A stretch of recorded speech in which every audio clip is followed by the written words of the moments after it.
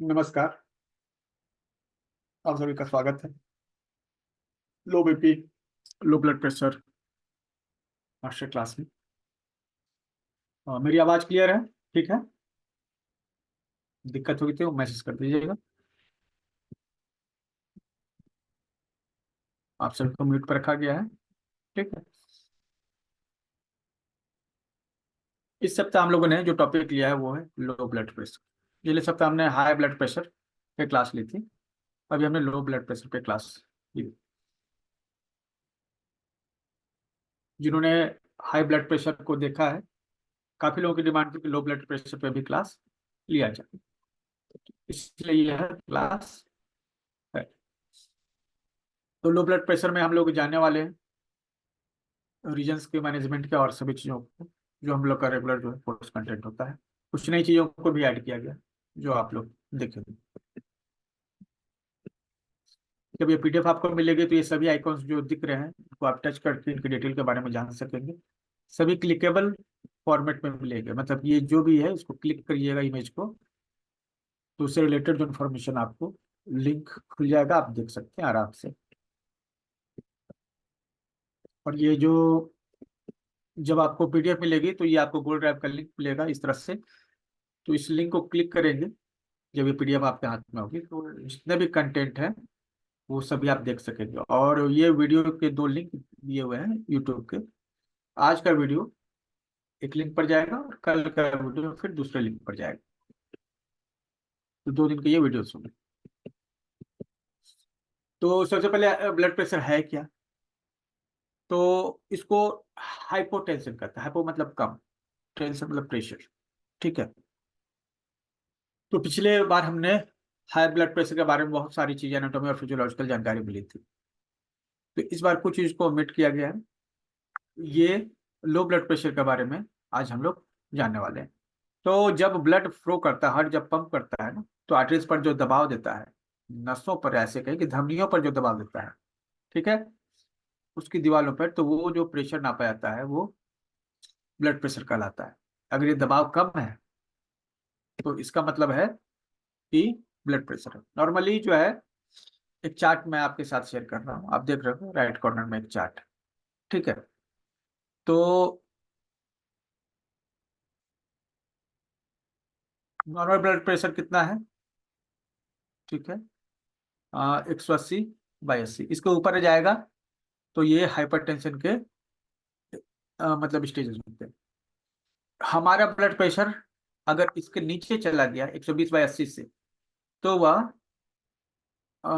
Low blood pressure का counting में आएगा। मतलब डायस्टोल जो है 180, 120, और सिस्टोल 80। मतलब ऊपर वाला 120 और नीचे वाला 80। अगर डायस्टोल सिस्टोल नहीं समझते तो इसको इस तरह से समझ सकते हैं। ठीक है। तो ये जो ब्लड प्रेशर का रेंज है ना, इससे नीचे हुआ जो आपको यह ग्रीन सिग्नल दे रहा है, यही बेंचमार्क होना चाहिए, 120/80 होना चाहिए नॉर्मल ब्लड प्रेशर। ठीक है। कई बार महिलाओं में थोड़ा सा चेंजेस होता है, बच्चों में थोड़ा सा चेंजेस होता है, अगर मतलब महिलाओं में थोड़ा चेंजेस होता है, लेकिन एक एवरेज जो ब्लड प्रेशर होता है 120/80 होता है। ठीक है। इसके ऊपर जाने पर हाई ब्लड प्रेशर होते हैं, और इसके नीचे अगर जाएगा तो लो ब्लड प्रेशर ये कहलाएगा। ये सभी जो है ना, ऊपर जितना जा रहे हैं वो रेड सिग्नल में, ग्रीन से रेड होता जा रहा है ना, मतलब बीपी बढ़ता जा रहा है। और इसके नीचे अगर कुछ भी है, 120 से नीचे कुछ भी, तो हम लोग लो बीपी में ही उसको काउंट करेंगे। लेकिन ये कभी कभी हो जाता है, कोई नॉर्मल सी बात तो हो सकती है। कई बार ये क्रोनिक होता है, तो कई बार अगर जो नॉर्मल हो जाता है उसके लिए हम लोग खास चिंता नहीं करते। जैसे हम लोग सोते हैं तो उसमें ब्लड प्रेशर हमारा कम होता है। और भी बहुत सारी चीजें जो इसको फैक्टर्स में बताती है आपको, जो फैक्टर्स हम आपको शेयर करने वाले हैं अभी। तो रेगुलर 120/80 से नीचे रहना इन लो बीपी में कहलाएगा। ठीक है। और इसमें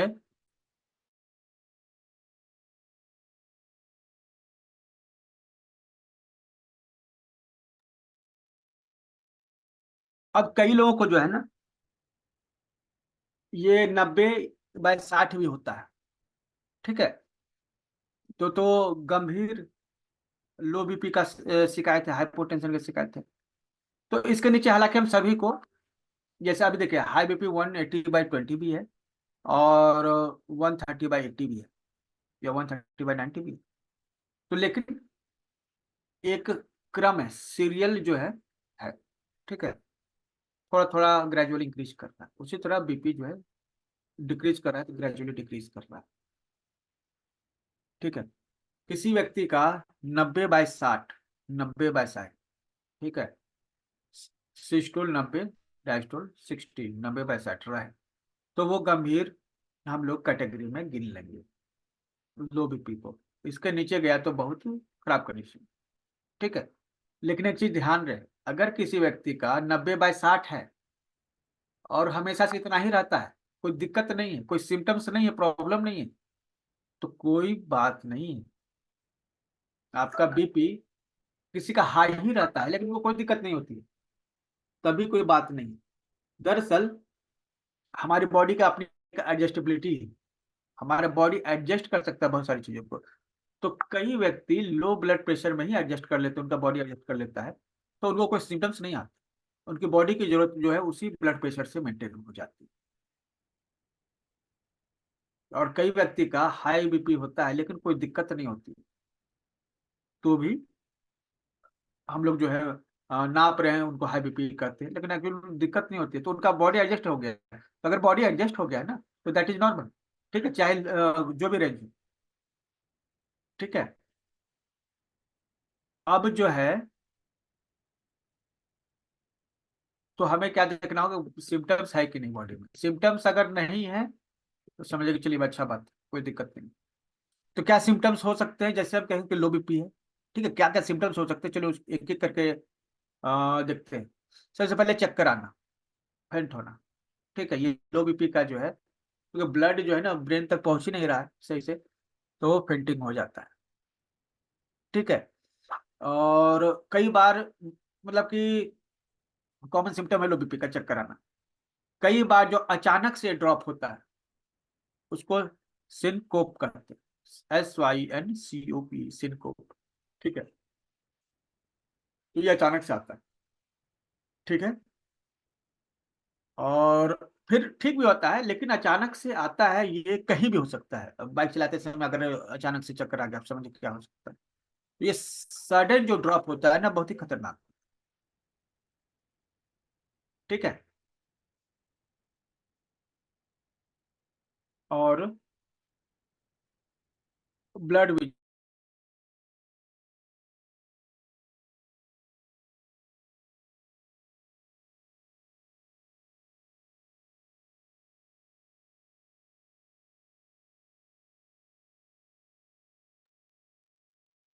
ब्लड विजन। ठीक है, आंखों के सामने धुंधला होना, ये भी जो है लो बीपी के लक्षण हो गए। ठीक है, उल्टी आना, चक्कर लगना, मतलब कि उल्टी जैसा महसूस होना। ठीक है, थकान, जैसे जो है ना कोई व्यक्ति चार्ज होता है ना, उसकी बैटरी ही डिस्चार्ज हो जाती है। ठीक है, तो ये थकान, देखिए ब्लड का जो काम है ना, अगर ब्लड जो है नहीं रहेगा ना, वो सब काम नहीं होंगे ना। ब्लड का काम है शरीर को ताकत देना, हर भाग तक न्यूट्रिशन पहुंचाना। तो जब ब्लड नहीं है तो ये सब काम भी नहीं होंगे। ब्लड अगर आपके शरीर में सही मात्रा में ना, किसी काम पे आप फोकस कर पाएंगे। लेकिन अगर आप फोकस नहीं कर पा रहे, इसका मतलब क्या, ब्लड की यहाँ कमी है, ब्लड जो अपना काम नहीं कर पा रहा है। तो ये सभी जो है, और भी मतलब ये लिस्ट लंबी है थोड़ी सी, इतनी नहीं है। देखिए, क्लैमी स्किन, क्लैमी स्किन क्या होता है। ठीक है, तो स्किन जो है ठंडा लगता है, स्किन छूने से क्या लगता है, ठंडा लगता है, और कई बार जो है उसमें पसीना आता रहता है। ये दोनों सिम्टम जो है क्लैमी स्किन के कहलाते हैं। ठीक है, ये लो बीपी के कारण होता है। रक्त जो है उस जगह जाकर उसको गर्मी नहीं दे पाता है, प्रॉपर हीट नहीं दे पाता है, जिस कारण से शरीर के हिस्सों में, स्किन पर जो है ये ठंडक जैसा महसूस होता है या फिर पानी जैसा महसूस होता है। हाथ में लगता है कि पानी जो है। ठीक है, पसीना जो है पानी के रूप में दिखता है, तो ये जो है कहलाता है। ठीक है। और सांस, सांस लेने में दिक्कत होना, सांस लेने में दिक्कत होना, सांस नहीं ले पाना, ये भी ब्लड प्रेशर में होता है। ठीक है। या फिर हड़बड़ी के साथ सांस लेना, मतलब वो डीप जैसे लंबा सांस लेते हैं ना, लंबा सांस नहीं ले पाते हैं। ठीक है। सांस अंदर तक प्रवेश नहीं कर पाती है, ऑक्सीजन का प्रॉपर वेंटिलेशन बॉडी को नहीं मिल पाता। ठीक है। डिप्रेशन, अगर ब्लड प्रेशर बहुत ज्यादा होता है ना, तो व्यक्ति जो है, ठीक है, क्या करता है, उसको डिप्रेशन फील होता है, अवसाद में रह जाता है। अवसाद में रहने वाले जितने भी लोग हैं, तो एक बार ब्लड प्रेशर उनका जरूर जरूर चेक कराइए। ठीक है, डिप्रेशन जो है जरूर चेक कराइए। देखिए, डिप्रेशन और ब्लड प्रेशर में बहुत ही ज्यादा है। देखिए, अगर ब्लड प्रेशर बढ़ा हो रहेगा ना, तो क्या ऐसा स्वभाव रहेगा, एंगर, तेज, बात करेगा चिल्लाकर कोई व्यक्ति, बीपी हाई होने के लक्षण। बीपी लो होने के लक्षण क्या है, सैडनेस, उदासी, लो फिजिक, थकान, बात भी नहीं करेगा सही से। तो ये सब क्या लक्षण हो, ये सब लक्षण हो गए लो बीपी। ठीक है। तो हाई बीपी और लो बीपी में हम लोग इस तरह से डिफ्रेंशिएट कर सकते हैं। ठीक है।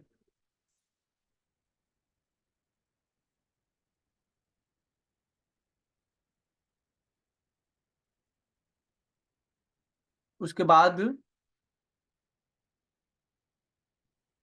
प्यास। अब ऐसा कि बहुत ज्यादा प्यास होना,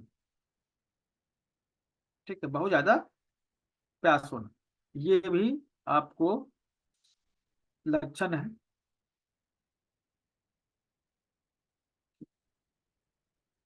कि आपको शरीर में तरल पदार्थ की कमी है। शरीर में तरल पदार्थ जब कम हो जाते हैं ना, तो उसमें एक ये चीज जो है ना, आपको खास तौर पे दिखती है। ठीक है। शरीर शरीर में तरल पदार्थ की कमी होने पर यह एक खास बात आपको दिखती है।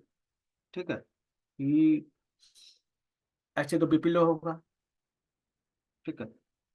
कहीं ना कहीं बीपी लो होने का एक बड़ा कारण बॉडी में लिक्विड की कमी, जिसको डिहाइड्रेशन कहते हैं, यहाँ पर वही बात आपको समझ आ जाएगी। ठीक है, कि अगर बीपी कम है, तो व्यक्ति को प्यास लगने की समस्या हो सकती है। प्यास लगने की समस्या, इससे आप लो बीपी को भी अटैच करके देख सकते हैं, दोनों जुड़े हुए हैं। ठीक है। कम तरल रहने से बॉडी का जो बीपी जो है लो होता है। ठीक है। और बीपी लो होने से प्यास भी लगती है, ये दो चीजें मतलब एक दूसरे को ट्रिगर करती है। चेस्ट पेन, छाती में पेन भी हो सकता है। ठीक है।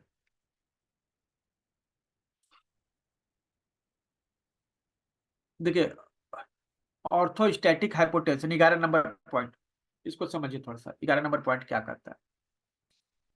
ये आप लोगों ने हमेशा महसूस किया होगा शायद, सुना कम लोग होगा, लेकिन देखा होगा।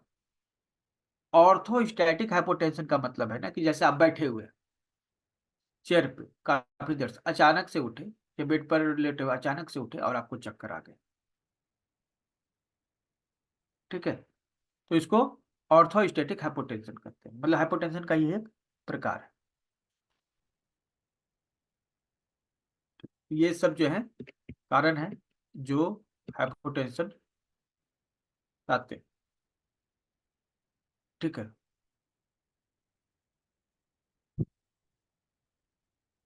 ये लक्षण, एक्चुअली ये सब लक्षण थे, और कारण भी हम लोग अब एक एक करके देखना स्टार्ट करते हैं। तो सबसे पहला कारण, जैसे मैंने कहा, डिहाइड्रेशन। जो जल की मात्रा पर्याप्त मात्रा में अगर आप नहीं लेते हैं ना, तो ये डिहाइड्रेशन आपके लो बीपी के रूप में दिखेगा। ठीक है। तो डिहाइड्रेशन कैसे हो सकता है, जैसे कि एक तो सबसे पहले आपने पानी कम पिया, पानी कम पीते हैं। दूसरा, वोमिटिंग, उल्टी हो गई, शरीर में तरल पदार्थ की कमी, डायरिया, स्टूल जो है आपका पूरा पतला है, डिसेंट्री हो गई है। ठीक है। या फिर बहुत ज्यादा पसीना आना, बहुत ज्यादा पसीना आना, ये भी आपको बताता है, मतलब ये बीपी को लो कर सकता है। ठीक है। तो पहला आपने देखा डिहाइड्रेशन। दूसरा है हार्ट से रिलेटेड प्रॉब्लम। हार्ट से रिलेटेड बहुत सारे प्रॉब्लम्स हो सकते हैं। ठीक है।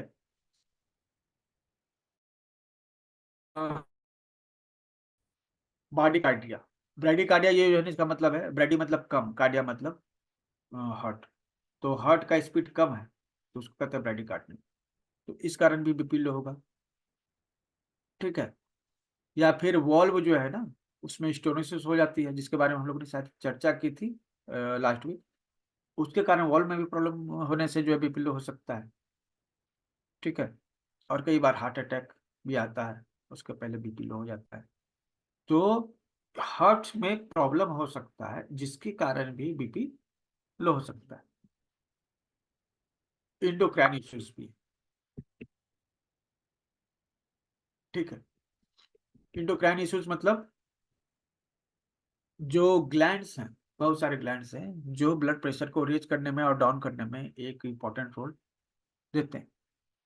ठीक है। जैसे एड्रिलिन, एड्रिनल जो ग्लैंड्स है, एड्रिलिन ग्लैंड्स क्या है, वो सिक्रेशन करता है हार्मोन का, तो उससे बीपी बढ़ता है। और कई बार जब ये सही से काम नहीं करता है, तो एड्रिलिन हार्मोन ब्लड में रिलीज नहीं होता है। परिणाम क्या होता है कि ब्लड प्रेशर कम हो जाता है। तो एड्रिनल ग्लैंड जो है अच्छे से काम नहीं करते, तो उसको एक नाम दिया गया एडिसन्स डिजीज। Edison's disease. ठीक है। इसमें कमजोरी होती है, थकावट होती है, वजन भी कम हो जाता है। दूसरा एक कारण हाइपोथायराइड भी है। थायराइड में हाइपरथायराइड और हाइपोथायराइड, ये दो कॉमन चीजें हम लोग जानते हैं। तो हाइपोथायराइड जो है उसमें भी बीपी लो हो जाता है, मतलब थायराइड की हाइपो कंडीशन, जिसमें शरीर वजन बढ़ाता है। ठीक है। मोटा होता है, फूलता है, वो कंडीशन होती है। तो ये इसके कारण भी लो हो सकता है। अगर ब्लड का शुगर लेवल कम है, उसको कहते हैं हाइपोग्लाइसीमिया। हाइपोग्लाइसीमिया मतलब हम जो खाना खा रहे हैं, जो मरीज जो खाना खा रहा है उसमें शुगर की मात्रा कम रहती है, और उसके शरीर में जो शुगर का इंटेक प्रॉपर होना चाहिए वो नहीं हो पाता। तो यह जो है समस्या भी आ सकती है।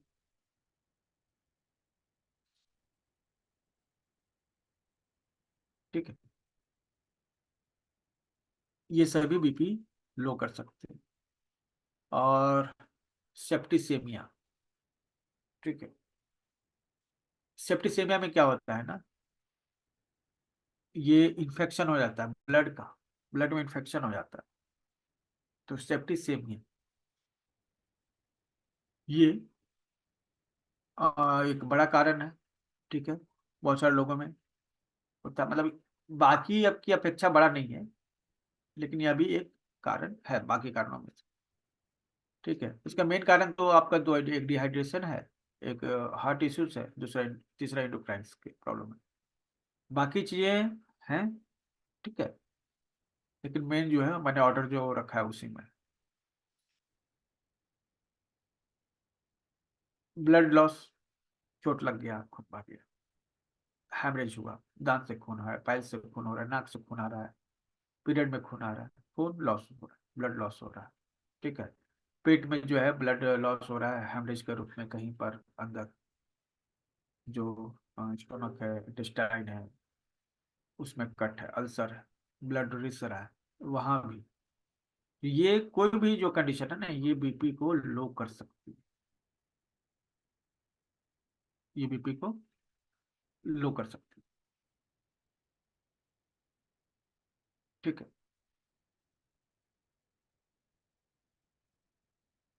ब्लड लॉस के अलावा जो खाने पीने में जो कमी होगी, खाना आपको सही से मिलेगा नहीं। ठीक है। एक प्रॉपर फूड नहीं मिलेगा तो आपको ताकत कहाँ से आएगी। तो अगर खाना नहीं मिल रहा है, डाइट अच्छा नहीं है। ठीक है। उसमें विटामिन नहीं, जो खाना खा रहे हो उसमें विटामिन प्रॉपर मात्रा में नहीं।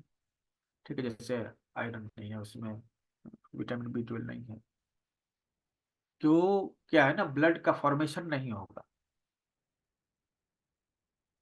ब्लड का फॉर्मेशन नहीं होगा तो बीपी डाउन रहेगा। ठीक है। अभी हम लोगों ने एक शब्द पढ़ा था, एरिथ्रोसाइटेमिया। एरिथ्रोसाइटेमिया, इसका मतलब क्या है? ब्लड आरबीसी की संख्या कम हो, एरिथ्रोसाइटेमिया। तो ये एनीमिया ही जैसा है। ठीक है, एनीमिया के कारण भी बीपी लो होगा। ब्लड की कमी होना बीपी लो होने का बड़ा कारण है। एलर्जी, जिसमें जो है एक है एनाफिलेक्सिस। ठीक है, इसमें एलर्जी जब बढ़ जाती है ना बहुत ज्यादा, ठीक है, तो बीपी जो है लो होने लगता है। तो अगर एलर्जी हो गया जिसको, उसको भी हो सकता है, अगर गंभीर एलर्जी हो गई तो उससे भी बीपी लो हो सकता है। कई सारे कारण है। ठीक है, कोई भी एक कारण जब आप समझते हैं तो उसको सपोर्ट करने वाले क्या डायग्नोसिस है, उनको भी आपको स्टडी करना पड़ता है।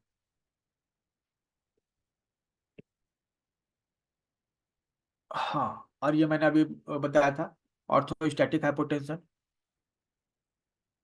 ठीक है, तो ये भी एक कारण है। अचानक से उठना, अचानक से उठना, चाहे बेड से अचानक से उठना हो, चाहे चेयर से अचानक से उठना, तो अचानक से नहीं उठना चाहिए, आराम से उठना चाहिए। ओल्ड एज में स्पेशली इसका ध्यान देना चाहिए, महिलाओं में स्पेशली इसका ध्यान चाहिए जिनको बीपी लो रहने की शिकायत होती है।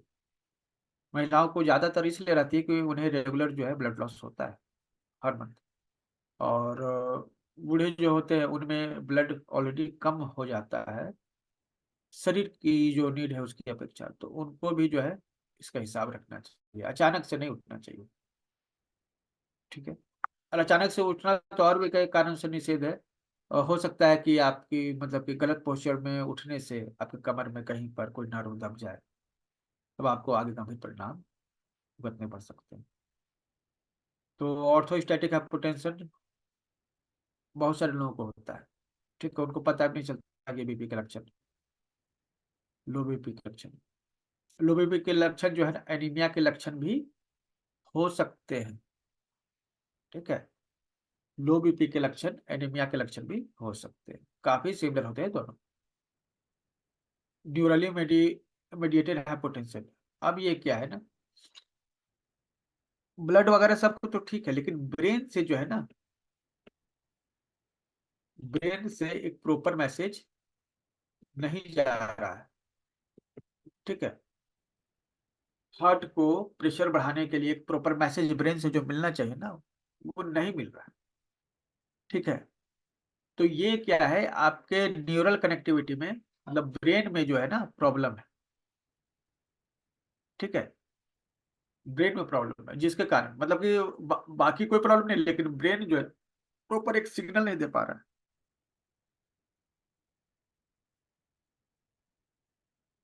ठीक है, मेडिकेशंस, कुछ दवाइयां जो है, ठीक है, वो आपके बीपी को लो कर सकती है।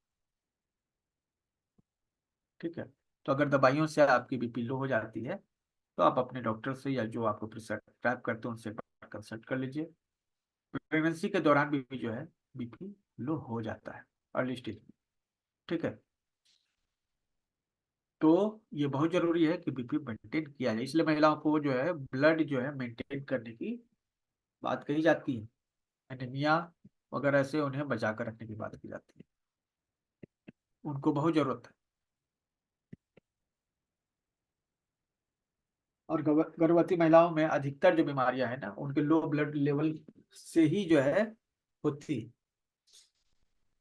अब इतनी सारी चीजें हम लोगों ने समझी, जानी, अब कैसे इसको मैनेज करें, है ना। तो सबसे पहले जो है, अच्छा, खूब पानी पीजिए और नमक की मात्रा बढ़ाइए। नमक मतलब सीधा नमक बेस्ट रहेगा आपके लिए। अब क्या है कि साधारण नमक आपको बीपी को तो बढ़ाएगा, है ना, लेकिन अच्छा नमक पानी का हम लोग घोल देते हैं, वो बीपी को मेंटेन करता है। ठीक है, लो बीपी हो गया तो। लेकिन इससे अच्छा है सेंधा नमक का आप यूज करें, उससे आपको ज्यादा फायदा। सेंधा नमक का यूज कीजिएगा तो आपको ज्यादा फायदा होगा। ठीक है, ऐसा देखा गया है कि 1 ग्राम अगर आप नमक लेते हैं ना, तो शरीर में 70 ग्राम पानी को अपने साथ बांध के रखने की क्षमता रखता है, रोक के रखने की क्षमता रखता है। तो अगर हाइड्रेशन मतलब कि किसी को डिहाइड्रेशन हो गया, तो नमक पानी जो हम लोग देते हैं ना, तो वो पानी को बांध के रखता है। 1 gram of salt can bind 70 gram of H2O water. तो इससे क्या होगा ना, पानी भी आपके शरीर में रह जाएगा और नमक की भी मात्रा आपके शरीर में रह जाएगी। तो ये दोनों में काम आता है। ठीक है, और सीधा नमक सबसे अच्छा रहेगा। ठीक है, मेंटेन करेगा, सीधा नमक जो है ना मेंटेन करेगा। ठीक है, ये जो नमक जो है सी सॉल्ट जो है ना बढ़ाएगा, सी सॉल्ट बढ़ाता है। ठीक है, लेकिन जो है सीधा नमक जो है हाई बीपी लो बीपी में दोनों में मेंटेन करने का काम करता है, जिसमें मैग्नीशियम हो पोटेशियम हो। ठीक है, क्योंकि हमें केवल ऐसा नहीं है ना कि अगर घटा हो तो एकदम बढ़ा दें, या बढ़ा हो तो एकदम घटा दें। मैनेज करना मतलब बैलेंस में रखना, ये ज्यादा इंपॉर्टेंट रहेगा। अब है कि एक साथ बहुत सारा खाना नहीं खाइए। ठीक है, तो ये कुछ थोड़ा थोड़ा खाते रहिए। ठीक है, अगर आपको लो बीपी की प्रॉब्लम है तो कुछ कुछ खाते रहिए हमेशा, मतलब कि 1 से 1.5 घंटे का इंटरवल पे। हालांकि अगर आयुर्वेदिक पॉइंट ऑफ व्यू से देखें तो ये उतना सही नहीं लगता है, लेकिन यह एक रेगुलर प्रैक्टिस है, मतलब कि हर डॉक्टर ये प्रिस्क्राइब करता है तो मैंने इसे इंक्लूड किया है। ठीक है, अदरवाइज अपने खाने का समय सही कर लीजिए, तो अगर फिक्स टाइम रहेगा ना तो शरीर को दिक्कत नहीं होगी। ठीक है, और कुछ लोगों को बीपी होता है ना, तो डॉक्टर उन्हें स्टॉकिंग्स पहनने के लिए बोलते हैं। क्या होता है, आप देखिएगा पहचान में आ जाएगा आपको। ये जो है ना पैर में पहना हुआ है, इससे क्या होता है ना, एक प्रेशर मेंटेन होता है। काफ मसल्स पे जो प्रेशर मेंटेन होता है ना, इससे बीपी को बढ़ाने में मदद मिलती है। बढ़ाने मतलब कि कम हो गया है तो उसको रेगुलर रखने में मदद मिलती है। तो इस तरह के स्टॉकिंग्स भी आ सकते हैं, जिनको लो बीपी का प्रॉब्लम है ना, वो इस तरह के स्टॉकिंग्स पहन सकते हैं। ठीक है, इससे दबाव पड़ता है लोअर पार्ट पर और ब्लड का प्रेशर जो ऊपर को पड़ता है। ठीक है, ये भी कर सकते हैं। और अल्कोहल तो अवॉइड करना चाहिए। अब जिनको एक्चुअली क्या है कि हमारे जितने भी स्टूडेंट है मेरे ख्याल से उनको ये एडवाइस की जरूरत नहीं है, जिनको एडवाइस की जरूरत है वो उस क्लास में नहीं। तो अल्कोहल अवॉइड कीजिए। ठीक है, हाई बीपी में भी और लो बीपी में दोनों में एडवाइस करने के लिए कहा जाता है अल्कोहल को।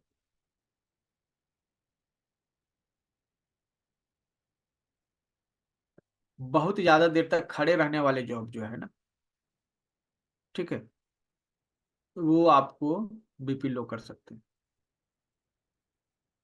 अगर बहुत ऐसा कुछ जॉब है जिसमें आपको रेगुलर खड़ा रहना पड़ता है ना, थोड़ा पैर हिलाते डुलाते रहिए। ठीक है, पैर हिलाते डुलाते रहिए। ठीक,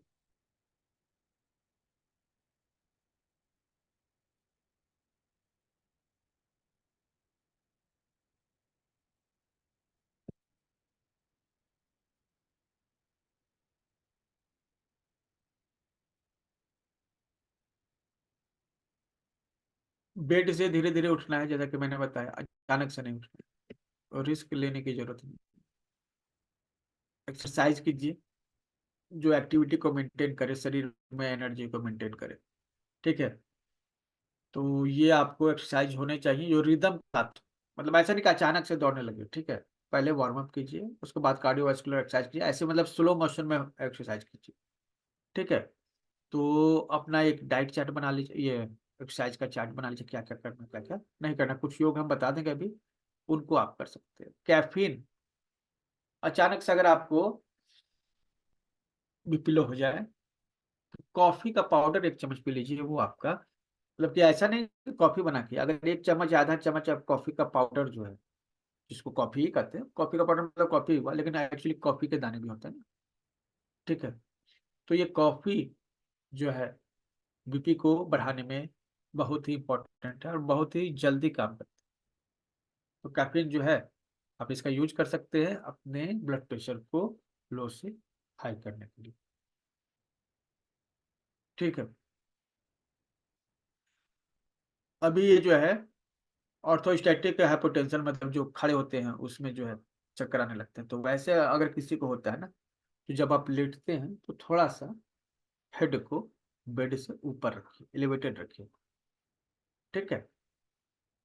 हालांकि तकिया लीजिएगा तो सर्वाइकल का इश्यू है, ठीक है, लेकिन सर को थोड़ा सा ऊंचा रखने का उपाय कीजिएगा, इससे आपको फायदा होगा। अचानक से उठने पर जो चक्कर आते हैं वो नहीं आए।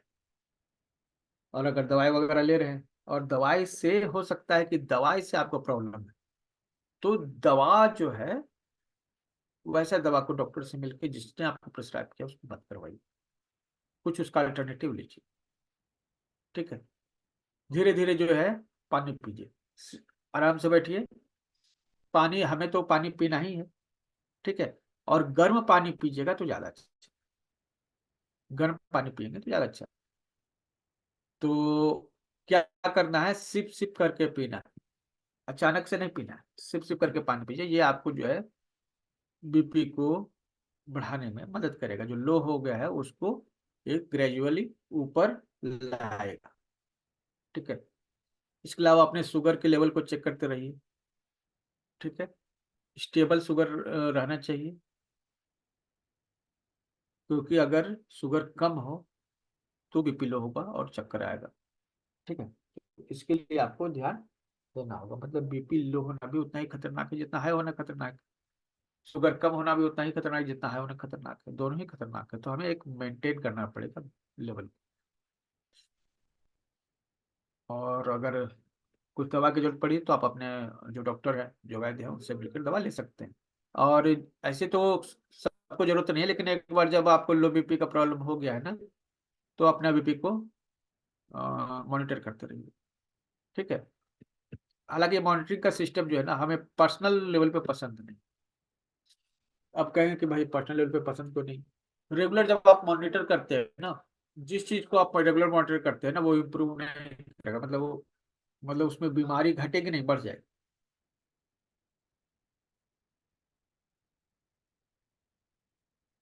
तो आपको टेंशन नहीं लेना चाहिए मेरे ख्याल से। आपके सिम्टम्स हैं, सिम्टम्स को लिखिए, ऑब्जर्व कीजिए, जो प्रॉपर ट्रीटमेंट लीजिए, उन सिम्टम्स को कम होता हुआ देखिए। और अगर सिम्टम्स कम हो रहे हैं तो ये सही मेजरमेंट, ठीक है।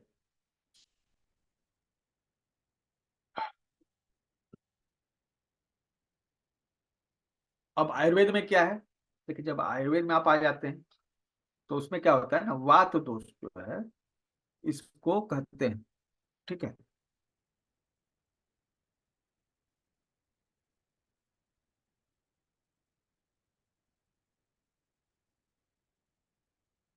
तो यहाँ पर जो वात जो है, स्पीड कम होना, ज्यादा होना, दोनों ही वात दोष, मतलब ऐसा नहीं है कि स्पीड कम हो गया शरीर में तो वात दोष नहीं, वो भी वात दोष में है, ठीक है। जहां पर हम लोग को बैलेंस बनाना पड़ता है।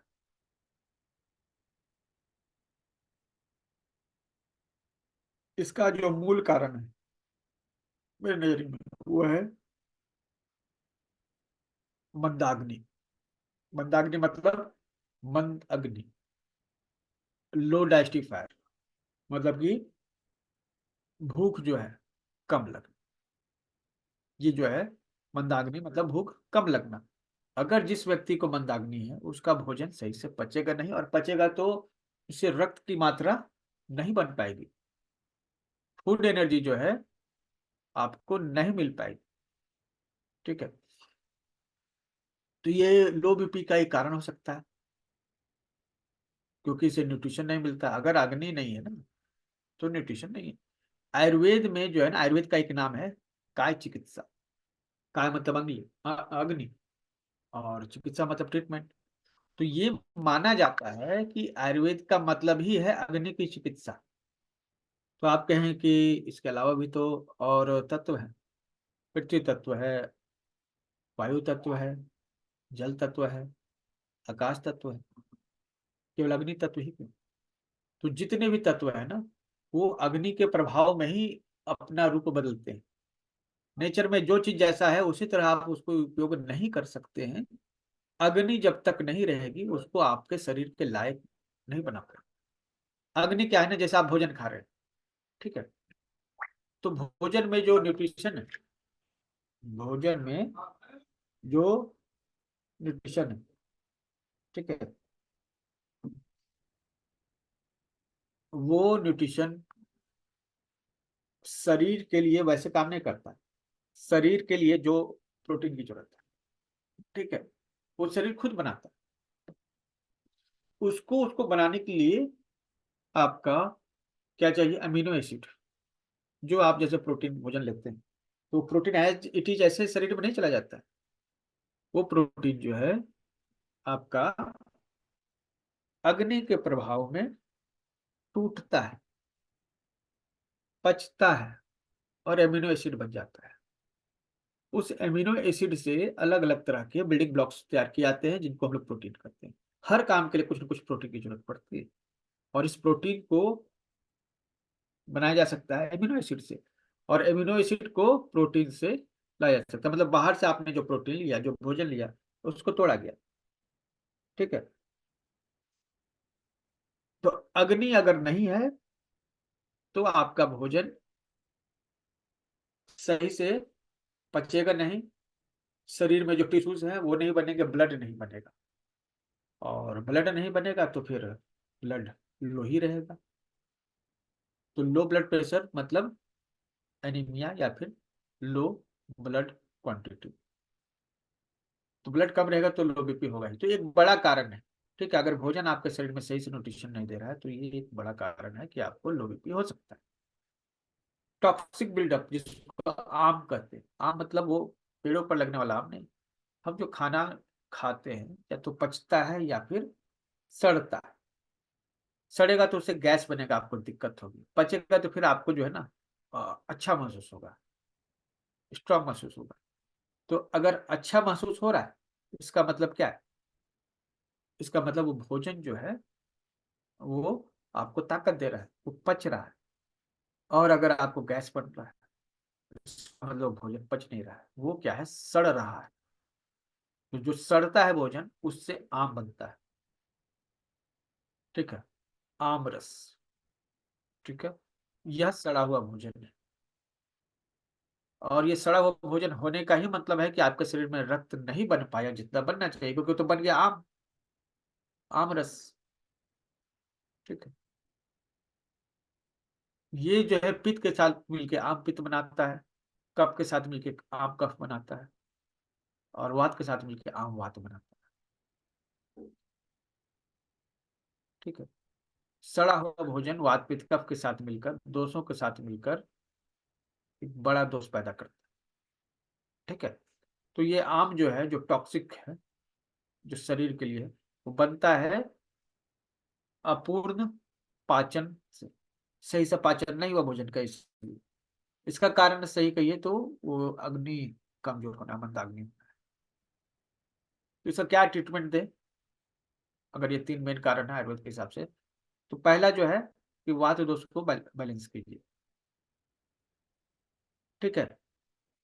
तो वात दोष के लिए एक रेगुलर रूटीन आपको फॉलो करना पड़ेगा, ठीक है, और रेस्ट करना पड़ेगा। सक्रिय जीवन अपनाना पड़ेगा। वात दोष जो है ना, जब आप सक्रिय जीवन नहीं अपनाते ना, तो आपका वात जो है ना बढ़ जाता है, और समस्या पैदा करता है। यहाँ आपको जो है ना, वात बढ़ेगा नहीं, समस्या भी पैदा नहीं करेगा,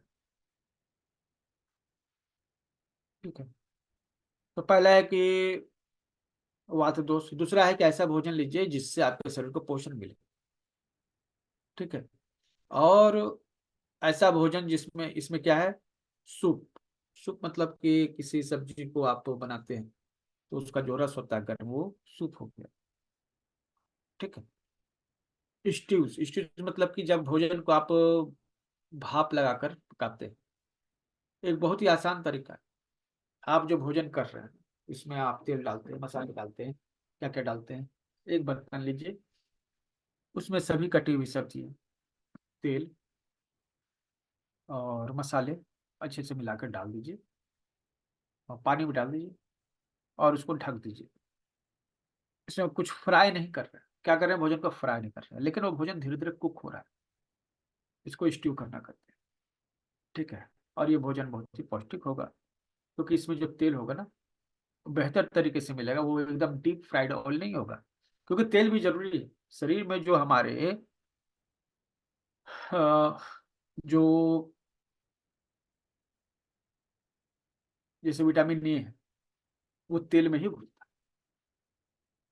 विटामिन ए तेल में ही घुलता है।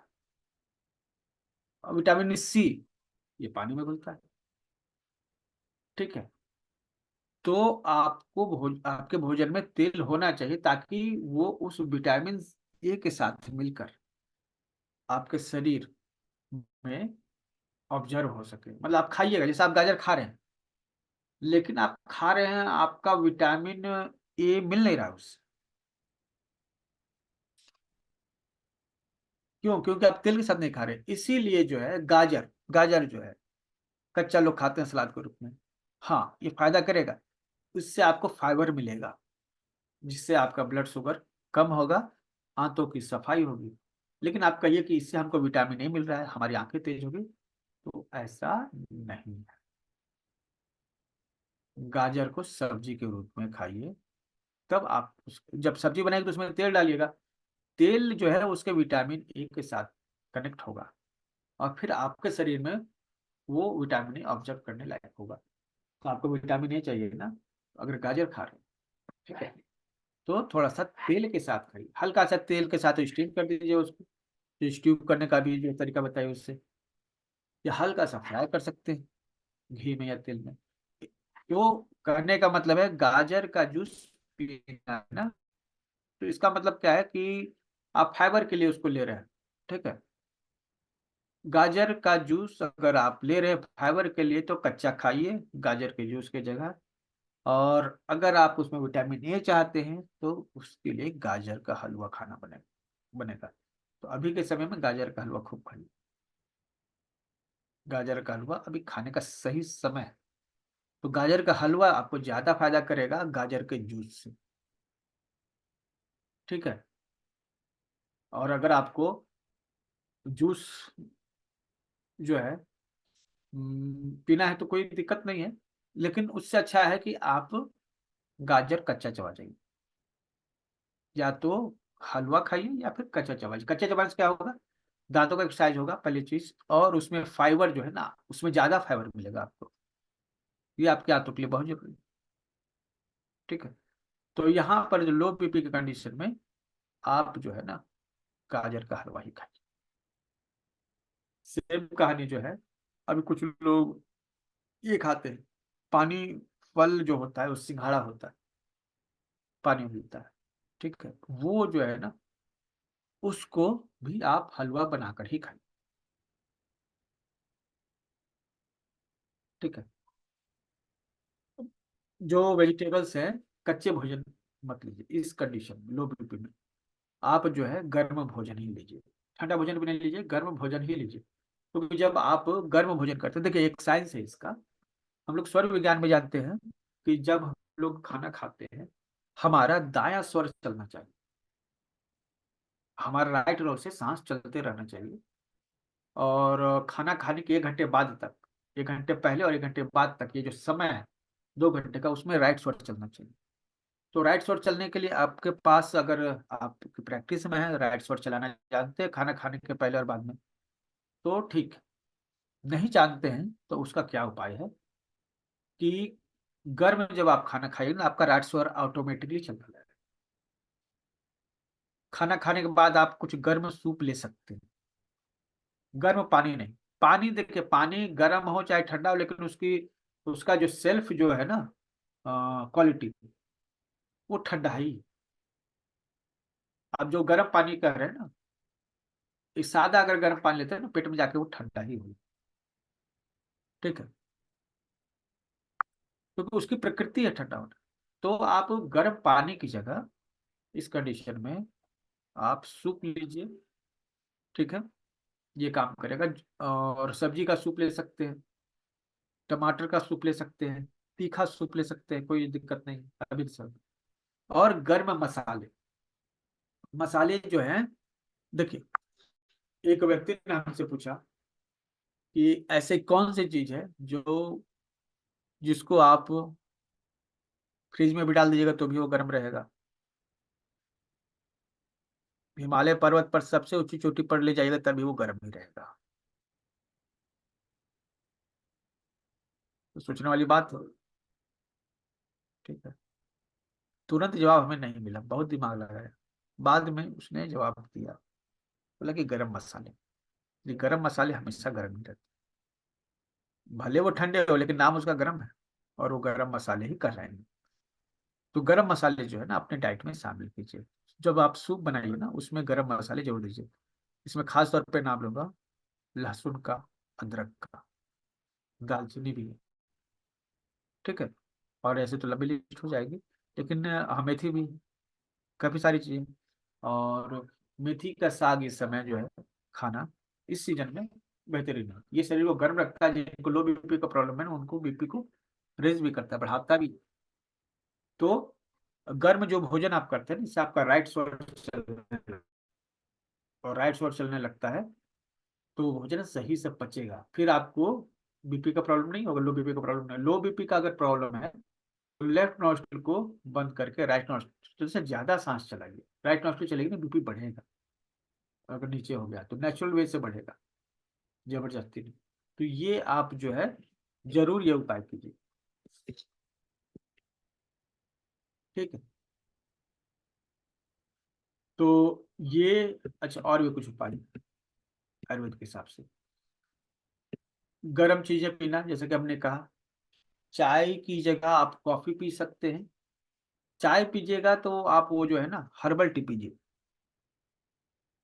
जो स्वभाव में गर्म होती है। कुछ मसालों को डालकर जो है आप बिना दूध वाली चाय भी बना सकते हैं। ठीक है, तुलसी के पत्ते आप यूज कर लीजिए, उसका काढ़ा जैसा बना लीजिए।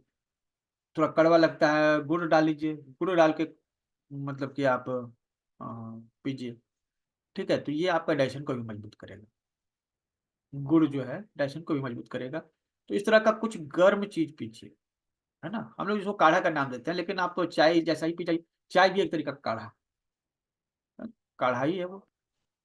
और जिस देश में चाय जो है पी जाती है, वहां पर इसकी जरूरत है, क्योंकि बीपी को वहां बढ़ाना जरूरी है। ठंडे की जगह, ठंड जगह है वहाँ। हमारे यहाँ तो ऑलरेडी गर्मी होती है। बस महीने में ये 2-3 महीना जो अभी चल रहा है, बस यही ठंड होती है, नहीं तो सालों भर जो है गर्मी ही रहती है। रेगुलर एक्सरसाइज आपको करना जरूरी है। ठीक, एक्सरसाइज कैसा होना चाहिए? जेंटल एक्सरसाइज होना चाहिए। ठीक है, योगा और तेज चाल। दौड़ना नहीं है, ठीक है? सुनिए, दौड़ना कभी भी आपके लिए फायदेमंद नहीं। वो कुछ खास लोगों के लिए, जो प्रैक्टिस करते हैं, उनके लिए जरूरी है। ठीक है, आम व्यक्ति को तेज चाल में टहलना जरूरी। इतना तेज चलिए कि पसीना आने लगे। तो योगा कीजिए, वॉकिंग कीजिए। ठीक है, इससे जो है आपका शरीर में ये लो बीपी की समस्या दूर होगी। जो रेगुलर एक्सरसाइज करते हैं उनको दिक्कत नहीं होती। है ना, इस चीज का विशेष तौर पर ध्यान रखा कीजिए। आयुर्वेदिक हर्ब्स, ठीक है, बहुत सारी ऐसी जो चीजें हैं जो बीपी को बढ़ाने में मदद करती है आपका। जैसा सुगंधा हो गया, ब्राह्मी हो गया, शतावरी हो गया। ठीक है,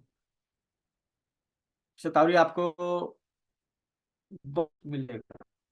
ठीक है, अभी जो हम लोग झारखंड में इसको सत्तोर कहते हैं। ठीक है, अब सतोर जो है, हमें ये नहीं मालूम था। सोचते थे कोई जंगली जड़ी बूटी है, ठीक है। लेकिन पता चला कि इसको वो सतोर कहते हैं। उसका एक मतलब कि पॉपुलर नाम है, जिसका नाम सतावर। ठीक है। तो सतावर जो है,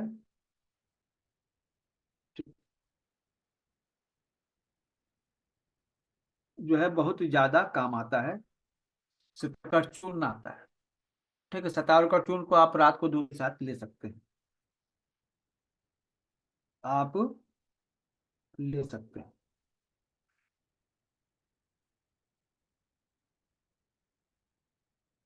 ठीक है, इसके अलावा सतावर का चूर्ण जो है आप ले लीजिए, ठीक है। दूध के साथ मिश्री मिला लीजिए। रात को जब सोते हैं ना, दूध के साथ मिश्री, सतावर चूर्ण मिलाकर आप पी सकते हैं। इसमें घी भी मिला सकते हैं। ये अच्छा रात को सोने के पहले आपके लिए एक डाइट हो जाएगा। ठीक है। तो सतावर चूर्ण हो गया। ब्राह्मी, ब्राह्मी बहुत ज्यादा जो है आपके आसपास ही मिल जाता है। अश्वगंधा, अश्वगंधा बहुत ही पावरफुल जड़ी बूटी है, अगर आपको ये ओरिजिनल मिल जाती है तो। ठीक है। जो चाइना में जिनसेंग होता है, जो उनका सबसे पावरफुल जड़ी बूटी कहा जाता है, उससे अच्छा अश्वगंधा होता है।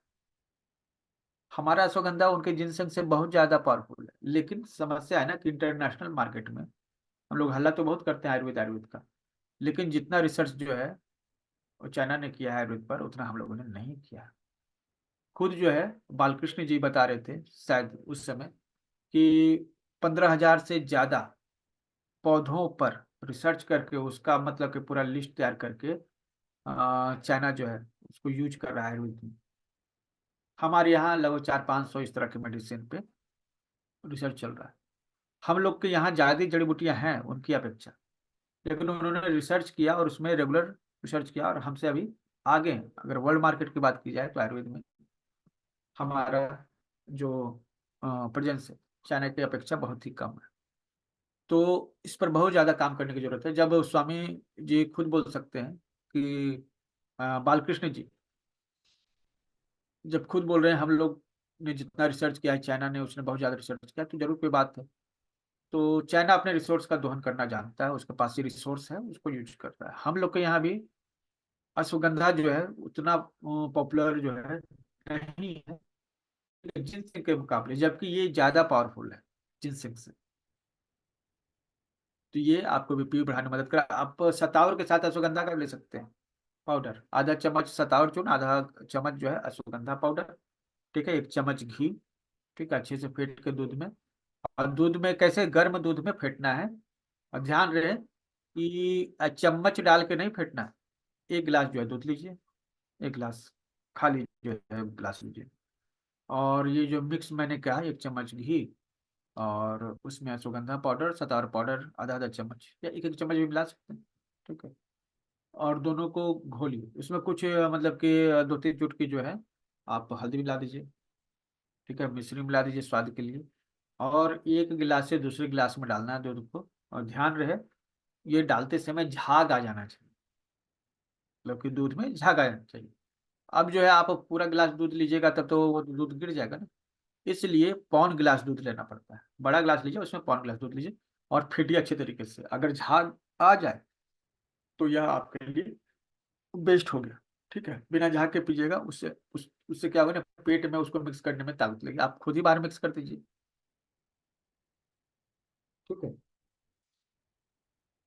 और मुलेठी, मुलेठी जो है उसको जेठुआ महद भी शहद भी कहते हैं। ठीक है, मतलब ये एक शहद के जैसा मीठा होता है, ऐसा कहा जाता है। होता भी है। इसको चूसते हैं लोग। ठीक है। सर्दी खांसी हो जाती है बच्चों को, तो ये मुलेठी का टुकड़ा देते हैं, हम लोग चूसते रहो। ठीक है, तो ये भी आप दे सकते हैं। लो बीपी में ये भी काम करता है। हालांकि जो है जब आप एक वैद्य से मिलेंगे तो बहुत सारी चीजों को प्रिस्क्राइब करेगा, उसका सही कंपोजिशन बनाकर आपको देगा। ठीक है। कल जो क्लास होगी उसमें आयुर्वेदिक मेडिसिन भी आपको बताई जाएंगी। ठीक है, लो बीपी के लिए, जो कि आज हम ऐड नहीं कर सके। समय अभाव में, तो कल जब क्लास होगी तो वो भी क्लियर कर देंगे। ठीक है। ऐसा भोजन जो ठंडा हो, उसको अवॉइड करना है। सूखा भोजन अवॉइड करना है।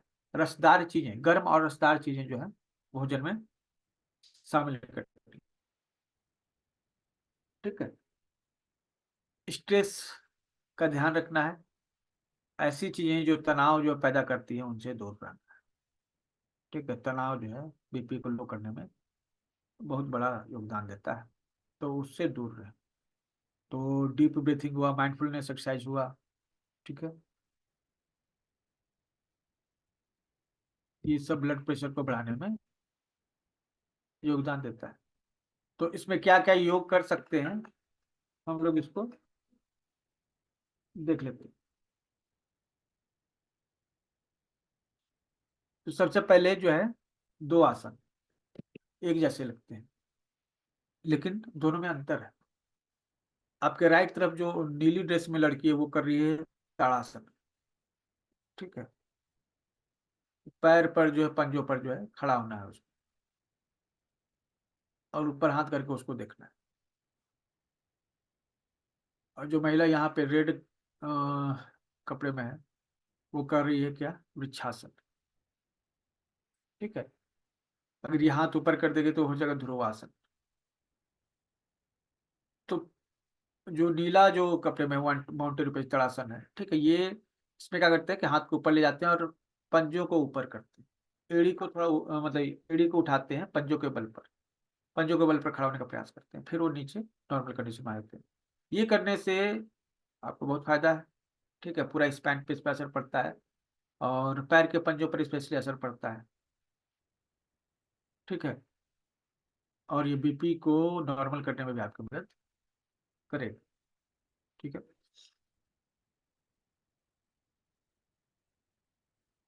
उसके बाद जो वृक्षासन है, ये विशेष तौर पे आपको फोकस करने में मदद करता है। जब बीपी लो हो जाता है तो ऐसे लोगों का फोकस भी बहुत खराब हो जाता है।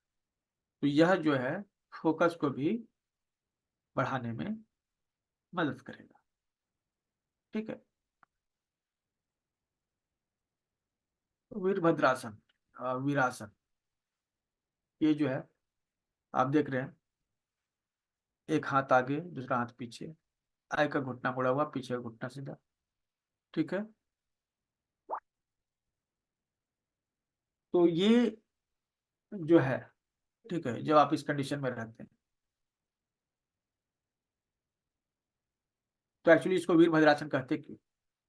आपके भीतर वीरता जागृत होगी। वीर क्या मतलब कि शांत स्वभाव होते हैं, गुस्सैले होते हैं, जोश वाले होते हैं। आपके भीतर का जोश जो है, अग्रेशन जो है, बाहर आने में मदद करता है। ठीक है। एक योद्धा जो है, अब जैसे वो, इसी का ध्यान दीजिए, एक योद्धा जो है ना, हमेशा युद्ध नहीं करता। तो ये वॉरियर पोज है। जब वो वॉरियर कंडीशन में होता है ना, जब वो वॉरियर बनकर जब वो करता है तो उसका एनर्जी लेवल हाई होता है। तो यही वो वीरासन है या वीरभद्रासन। ठीक है। ये आपके भीतर जो एनर्जी का लेवल है उसको बढ़ाएगा।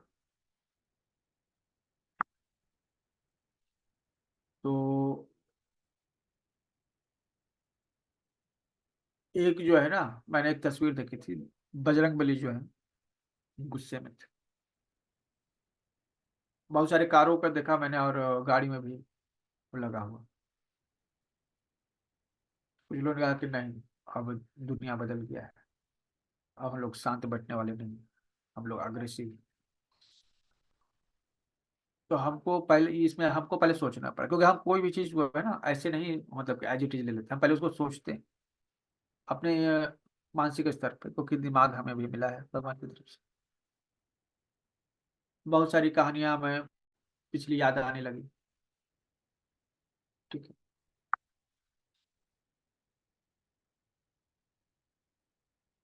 तो वीर का जो है ना लक्षण जो है, पहले समझ में आया, वीरता का लक्षण, सबसे पहला लक्षण है दया। एक वीर व्यक्ति जो है ना, वो दया कर सकता है। एक जो भगोड़ा है, जो कायर है, वो दया नहीं कर सकता।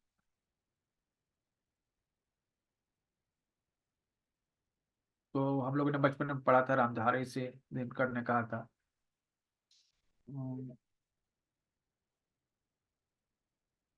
दया सोभती उस भुजंग को जिसके पास गरल हो, उसको क्या जो दंतहीन विषरहित विनीत सरल हो। तो मतलब दया कौन करेगा? जैसे कोई सांप है जिसके पास जहर है, उसने आपको नहीं काटा, आप उसके चंगुल में फंस गए, तब ये दया है।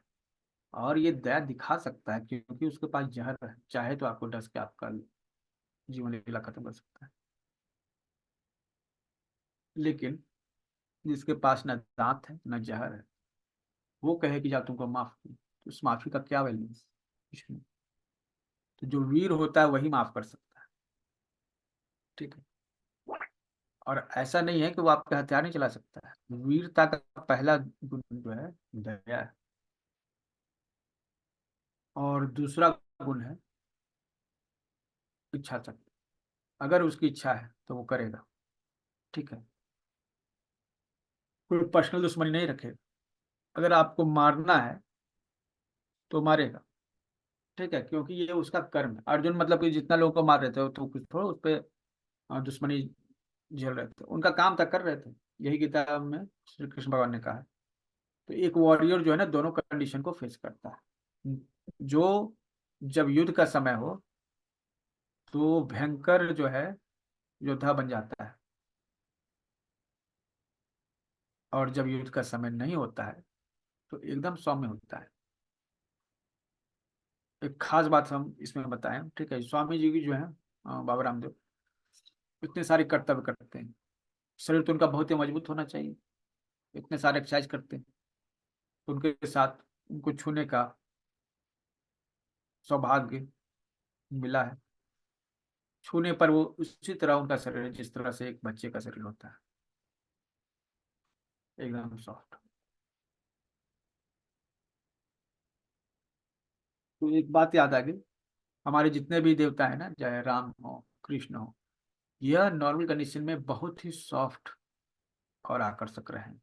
बहुत ही सॉफ्ट और आकर्षक, शरीर इनका बहुत ही मुलायम। लेकिन जब ये युद्ध है का शरीर चेंज हो जाता है और वो मजबूत हो जाता है, और उस पर जो कुछ असर नहीं करती, इतना मजबूत शरीर हो जाता है। तो आम समय में बजरंग बली भी सॉफ्ट, जब लड़ने के लिए उतरते हैं तब उनका शरीर जो है वज्र से भी मजबूत हो जाता है। और ये सभी देवताओं का है, मतलब अ, ये एक खास गुण पाया जाता है जो राम जी में है, या कृष्ण जी में हुआ। मतलब एक खास तरह के लोग हैं ये। ठीक है। बाकी इंसान जो है ना, वो चाहे लड़ने की कंडीशन हो चाहे नॉर्मल कंडीशन, दोनों में एक ही जैसा व्यवहार है। ठीक है, लेकिन उनका व्यवहार दोनों कंडीशन में चेंज हो जाता है। तो ये खास लक्षण जो है ना, और योग करने से ये चीज आती है। जब आप योग करते हैं ना तो आपका शरीर बहुत बलवान होता है, लेकिन आपका स्वभाव बहुत ही नरम होता है। इस चीज को हमें फॉलो करना चाहिए। ये जितने भी योग और ये बताए जा रहे हैं, आपको एकदम ताकतवर नहीं बना देते हैं। मतलब कि इस तरह की आप एकदम देखने में बॉडी बिल्डर बन जाए, ऐसा नहीं। आपका शरीर जो है ना सॉफ्ट होता है, लेकिन उसमें ताकत होती है, मतलब वो जो है बल होता है। ठीक है। तो ये सभी एक्सरसाइज आपको बल देने के लिए पर्याप्त है, आपकी समस्या को दूर करने के लिए पर्याप्त है। चलिए हम लोग नेक्स्ट पोज हम लेते हैं, सेतु बंधासन। यह जो सेतु बंधासन है, ये बीपी को बढ़ाने के लिए बहुत ही बेहतरीन पोज है। इसको स्पेशली जब हम योग सीख रहे थे, तो जब हमारी जानकारी कम थी, तो हमारे एक सीनियर टीचर ने बताया। ठीक है। कमर दर्द के लिए एक्सरसाइज बताना था। तो जब वो व्यक्ति कम जानता है ना तो बोलता ज्यादा है, और जब ज्यादा जानता है तो फिर कम बोलता है। तो नया नया सीखे थे, लगता था कि बहुत सारी जानकारी है। तो हमने तो उसे जो है तुरंत जो है मरकट आसन करवाया, कटी चक्रासन कराया। ठीक है, फायदा तो हुआ तुरंत। तो हमारे जो एक सीनियर थे वो मतलब साथी ही थी, लेकिन पहले जो है वो काफी पहले से वो सिखा रहे थे। उन्होंने कहा कि पहले रिपोर्ट देख लिए क्या कारण। तो रिपोर्ट देखा गया, तो लंबर में डिस्क बल निकला। तो उन्होंने कहा ठीक है, आइए। और ये सेतु बंधासन कराए, थोड़ा सा सपोर्ट देके उन्होंने, धीरे धीरे। और इससे उस व्यक्ति को ज्यादा फायदा हुआ, जो हम योग करा रहे थे वो भी सही, लेकिन इससे उसको ज्यादा फायदा हुआ। उन्होंने कहा कि ये जो है स्पेशली जो है आपका लंबर के लिए है, सर्वाइकल के लिए है। फ्लेक्सिकल एक्सरसाइज जो है जो लंबर और सर्वाइकल के लिए भी बेहतरीन है। ठीक है। और हार्ट का प्रॉब्लम को लिए भी है। ये आपको स्टेनोसिस हो गया या फिर कुछ इस तरह की जो हार्ट की समस्या हो गई, हार्ट जो है उसको रेस्ट करने का मौका तो मिलता है नहीं। जब धड़कता है उसी में थोड़ा सा समय, फ्रैक्शन ऑफ टाइम मिलता है, 1-2 सेकंड का, उसमें वो रेस्ट करता है। तो हमारे शरीर में जितने भी ऑर्गन है ना, लटके हुए ऊपर से नीचे की ओर। ठीक है। तो जब आप इस तरह से करते हैं ना, वो सभी के सभी ऑर्गन है ना, वो ग्रेविटी के अभाव में छाती की ओर झूल जाते हैं। ठीक है। और जो वो इतने देर से लटके हुए थे ना, इससे उनको रेस्ट मिल जाता है। इसमें हार्ट को भी रेस्ट मिल जाता है। तो जब आप शीर्षासन करते हैं उस समय भी ऐसी चीजें होती है, लेकिन उम्र जब बढ़ जाती है, 40 पार हो जाती है, तब शीर्षासन के लिए एडवाइस नहीं करते। तो अब ये तो एक अच्छी पोज है। इसमें क्या है कि जो पेट है आपका, इंटेस्टाइन है, स्टमक है, लीवर है, किडनी है, ये सभी क्या हुआ, ग्रेविटी का प्रभाव जो उसको कमर के नीचे की ओर खींचता है सभी अंगों को, अब यहाँ ग्रेविटी का प्रभाव उल्टा हो गया। अब वो सभी जो है छाती की तरफ जो है वो झूल जाते हैं। सेतु बंधासन। तो जब आप ये करते हैं तो हर उस अंग को रेस्ट मिलता है। जो लटका हुआ है, तो लटके लटके जो है उसके मसल्स जो है ना, जैसे आप किसी पेड़ पे लटके हुए हैं, ठीक है, बहुत देर से लटके हो, क्या आपके हाथों में कितनी जो है मतलब कि दिक्कत होगी। ठीक है। और थोड़ा सा आपको छोड़ दिया जाए उसमें, तो आपको आराम मिलेगा। ठीक है। जो तनाव हो रहा था उससे आपको रिलैक्स मिलेगा। तो वही यहाँ बहुत ही रिलैक्स करता है, हार्ट को जो है पावरफुल बनाता है। ठीक है। और जो हार्ट का फ्लो जो है, जो हार्ट पंप नहीं कर रहा था, क्योंकि उसको रेस्ट मिलता है, और ये उल्टा होने से ना उसका फंक्शनिंग बढ़ता है। किसी भी ऑर्गन का फंक्शनिंग, इस तरह से आप एक्सरसाइज करते हैं कुछ देर के लिए तो उसका फंक्शनिंग बढ़ता है। तो ये आप कीजिए। ठीक है। हाँ, बीपी अगर लो है तो उसको बढ़ाने में बहुत मदद मिली, कमर दर्द के लिए, सर्वाइकल के लिए, शोल्डर पेन के लिए, ये बहुत ही बेहतरीन एक्सरसाइज। ऐसे तो सब कुछ है, हर एक्सरसाइज का अपना एक वैल्यू है। मैं इसे एक और कारण से प्रिस्क्राइब कर सकता हूँ। बहुत सारे लोग जो है कहीं जाते नहीं एक्सरसाइज करने। ठीक है। तो मैंने एक दिन देखा कि हमारे बेड में बैठे बैठे कौन सी एक्सरसाइज हो सकती है, लेटे लेटे, जो कम जगह में।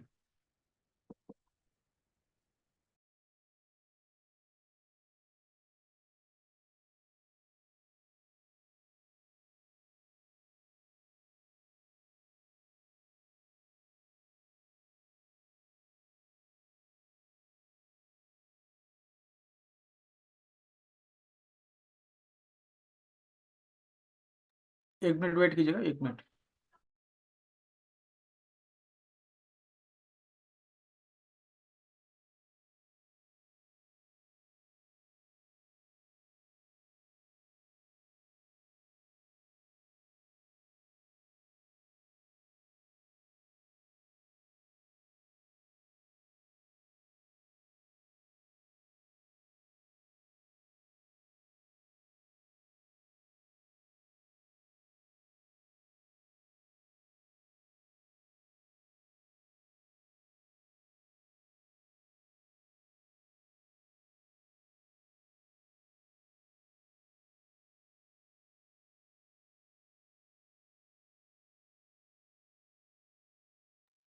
हाँ, चलिए ठीक है।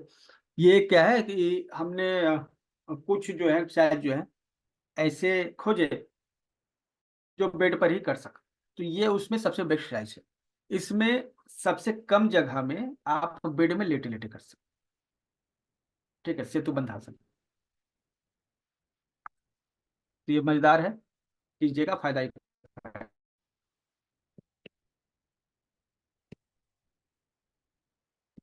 चलिए, इसके अलावा ये जो है विपरीत करनी, ठीक है, ये भी जो है आपके लिए फायदेमंद रहेगा। इसमें क्या है ना, पूरे पैर का जो ब्लड का फ्लो है हार्ट की ओर आ जाता है। इसमें भी वही चीज है, शरीर में जो ब्लड जो है ऊपर का, ये पैर की तरफ का है, ये पैर ऊपर रख लेंगे ना, तो ब्लड का फ्लो नीचे की ओर आएगा, चेस्ट की ओर, जिससे ब्लड जो है ज्यादा फ्लो होगा, बीपी बढ़ेगा। रेगुलर प्रैक्टिस करने से ये आपको फायदा होगा। ये खास तौर पे, अच्छा, जिनको साइटिका का प्रॉब्लम है ना, वो ये जरूर करें। ठीक है, तो अगर आप साइटिका के मरीज हैं तो ये आपको बहुत ही रिलैक्स देगा। और यहाँ पर स्पेशली यहाँ पे एक जो फिगर में पिलो दिया हुआ है ना कमर के नीचे, ये आपको खास तौर पर फायदेमंद रहेगा। ठीक है, हथेली जो है आप हाथ को फैला लीजिए, ज्यादा अच्छा रहेगा इसमें। ठीक है, हाँ, वेरिकोज वेन में भी बहुत ही अच्छा काम करता है, क्योंकि ब्लड का फ्लो जो है ना, वेरिकोज वेन में क्या है ना, ब्लड जो है एड़ी से आपका कमर की तरफ ऊपर पंप नहीं कर पाता वेरिकोज वेन। ठीक है, वो नसें कमजोर हो जाती हैं। ऐसा करने से ना वो नसों को रिलैक्स मिलता है, क्योंकि ऑटोमेटिकली ये होता है। और वेरिकोज वेन्स में एक चीज और जो बहुत ही बेहतरीन चीज है, गर्म घी से मालिश करना चाहिए। गर्म घी से मालिश करना चाहिए जो काफ मसल्स हैं। और पेट का बल लिटा दीजिए मरीज को, मसाज कीजिए बेलन से, जो रोटी बेलने वाला बेलन होता है ना, एड़ी से घुटने की तरफ जो है ना रोल करते हुए, एड़ी से घुटने की तरफ रोल करना है। गर्म घी लगा लीजिए और इस तरह रोल कीजिए। जिनको भी काफ मसल्स का प्रॉब्लम है ना, वो 5 मिनट में रिलैक्स होगा। मतलब 5 मिनट जो हम ज्यादा कर रहे हैं, आपको एक दो बार ही बेलन चलेगा ना तो आपको रिलैक्स फील होगा। ये करके देखिएगा।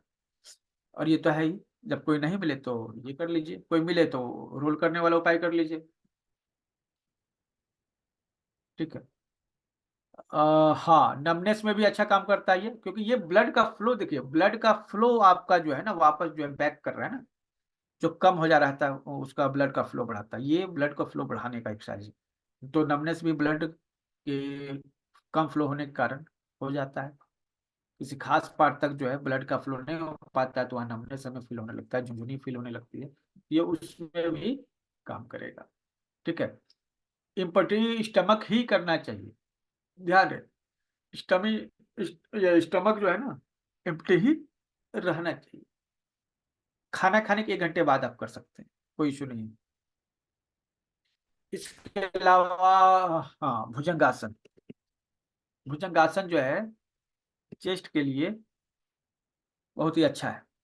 ठीक है, इससे क्या होता है ना, जब स्पाइन आपकी मुड़ती है तो चेस्ट में और जो आपका कैविटी है, एब्डोमिनल कैविटी, इसमें जितने भी ऑर्गन्स है ना, उन पर एक दबाव पड़ता है, प्रेशर पड़ता है, तो ये उनका एक्सरसाइज रहता है।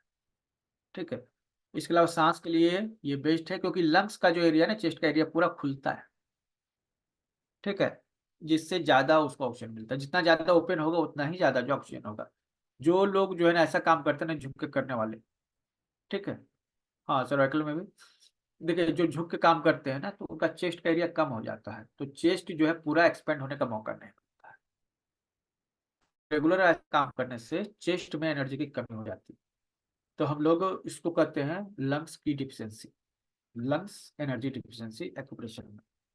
तो भुजंगासन करने से वो जो है चेस्ट का एरिया ओपन होता है और ज्यादा ऑक्सीजन जाता है, और आपको फायदा होगा इससे।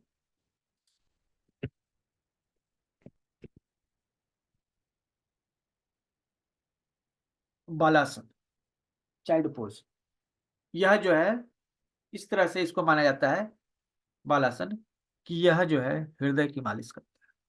जब आप इस तरह से होते हैं तो इसमें देखिए काफ मसल्स और चेस्ट एकदम नजदीक है।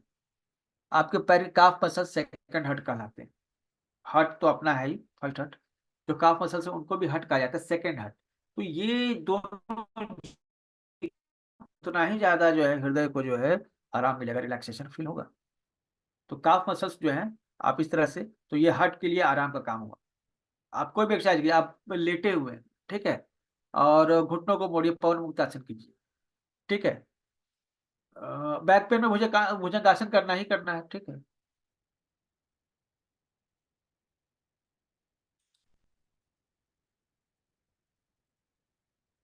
तो ये जो है बालासन जो है हृदय को ताकत देता है, रिलैक्स करता है, ठीक है।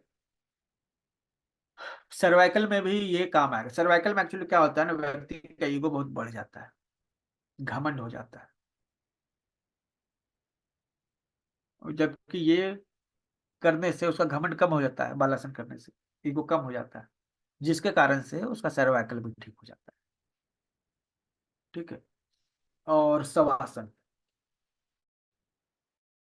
शवासन जो है आपका आराम से लेट जाना है, ठीक है, और अपने सांस पर जो है फोकस करना है, शरीर को ढीला छोड़ देना है, ऐसे कि एकदम शव के जैसा हो, just like a dead Poppy, dead body और कॉर्पस। ओके, तो इसीलिए इसको कॉर्पस पोज करते हैं। तो ये आपको बेस्ट काम करेगा। ये 8 जो है ये अच्छे हैं, इनको आप अपना सेट बना, जिनका भी पिलो रहता है ना, इसको अपने सेट में शामिल कर लीजिए। और योग भी कीजिए, कुछ प्राणायाम कर लीजिए। इसमें सबसे पहला है नाड़ी शोधन। हम लोग अनुलोम विलोम जिसको करते हैं, अल्टरनेट नॉस्ट्रल ब्रीथिंग। तो विशेष तौर पे हम यहाँ पे करना चाहेंगे कि यह अल्टरनेट नॉस्ट्रल ब्रीथिंग जो है ना, शवासन हाई बीपी में भी, लो बीपी में, दोनों में कर सकते हैं, ठीक है। दोनों में कर सकते हैं, ये एक नॉर्मल कंडीशन, बॉडी को एक हाथ लेवल पे ले जाने की। हालांकि आपको ये नाड़ी शोधन में ज्यादा अच्छा रहे कि आप राइट नॉस्ट्रिल से सांस लें, मतलब सूर्य भेदी प्राणायाम करें। अनुलोम विलोम क्या करता है ना, बैलेंस करता है। क्या करता है? बैलेंस करता है, बॉडी में टेम्परेचर को, प्रेशर को, सबको बैलेंस करता है। तो जितना अनुलोम विलोम कीजिएगा उतना ही बैलेंस आपको feel होगा। लेकिन आप चाहते हैं केवल हम बढ़ाएं, अभी काफी कम हो गया तो थोड़ा सा बढ़ा लें हम ज्यादा, पहले बढ़ाने पे ध्यान दें, ठीक है। तो हमें करना चाहिए चंद्रभेदी सूर्य भेदी प्राणायाम, सूर्य भेदी प्राणायाम, ठीक है। तो सूर्य भेदी प्राणायाम कीजिएगा तो ये आपको बेहतरीन जो है असर दिखाएगा, ठीक है। भ्रामरी, भ्रामरी जो है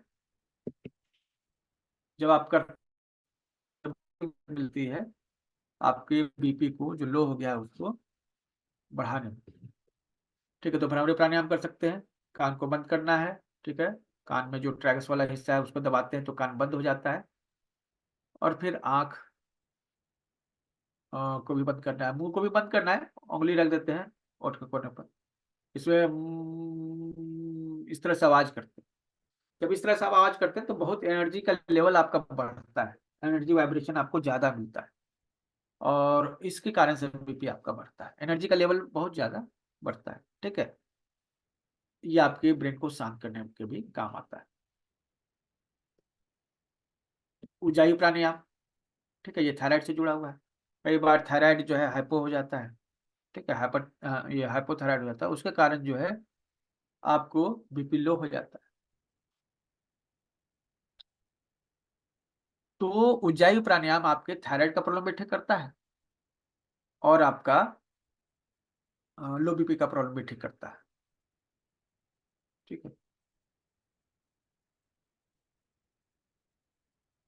तो ऊंचाई प्राणायाम कर सकते हैं, ठीक है। ये 3 प्राणायाम अच्छा है। और इसके अलावा जो है ये जो है दीर्घ प्राणायाम, तो इसमें क्या है इसको समझते हैं, ठीक है। जब आप चेस्ट पे हाथ रखते हैं और एब्डोमिनल बेली पे, मतलब बेली पे, नाभि पर हाथ रखते हैं, ठीक है, तो जब आप फेफड़ों में हवा भरेंगे ना तो ये फैलेगा, ऊंचा उठेगा। ठीक है। अब जो है सांस छोड़ेंगे तो ये नीचे चला जाएगा। तो यहाँ पे हाथ हम लोग ले रहे हैं ना, हमने अब यहाँ पे क्या हाथ क्यों रखा हुआ है, क्या काम है इसका? तो जब आप एब्डोमिनल ब्रीथिंग करते हैं ना, तो सांस लेते समय नाभिक वाला हिस्सा है ना, वो थोड़ा बाहर हो जाता है, ऊंचा उठ जाता है। हाँ, ऊपर वाले हाथ की अपेक्षा। जब आप चेस्ट ब्रीथिंग लेते हैं, दीर्घ प्राणायाम करते हैं, मतलब अभी जिसके बारे में कर रहे हैं, तो जो चेस्ट का पार्ट है ना वो ऊपर उठता है। तो कौन सा पार्ट ऊपर उठा ना, इसको स्पष्ट रूप से देखने के लिए, समझने के लिए हम लोग दोनों हाथ रखते हैं।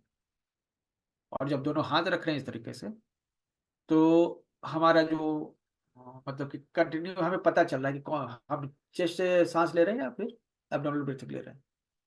तो बीपी अगर कम हो गया है तो हम लोग जो है चेस्ट ब्रीथिंग लेते हैं, डायफ्रामिक ब्रीथिंग जिसको कहते हैं।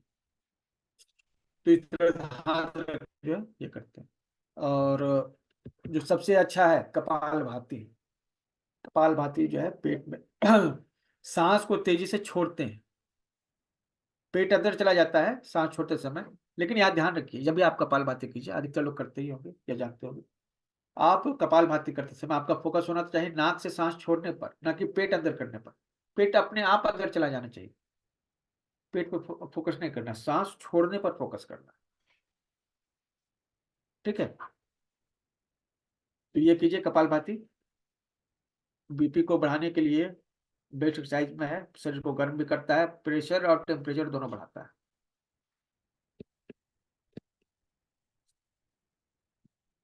जब आप ये कर रहे हैं तो कुछ मुद्राओं को भी साथ में ले लेंगे।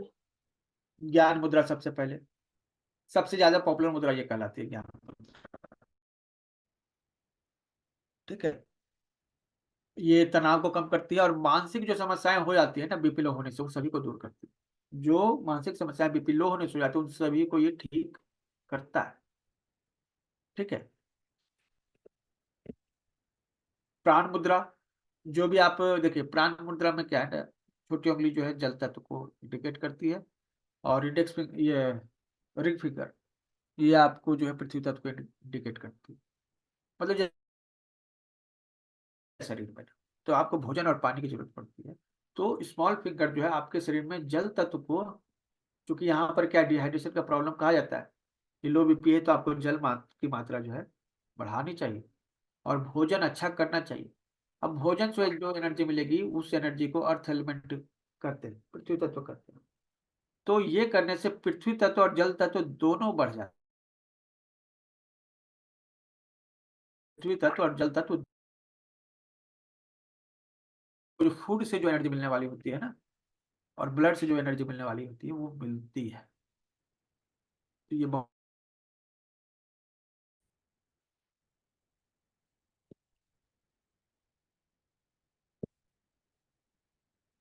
अपान वायु मुद्रा, ये अपान मुद्रा।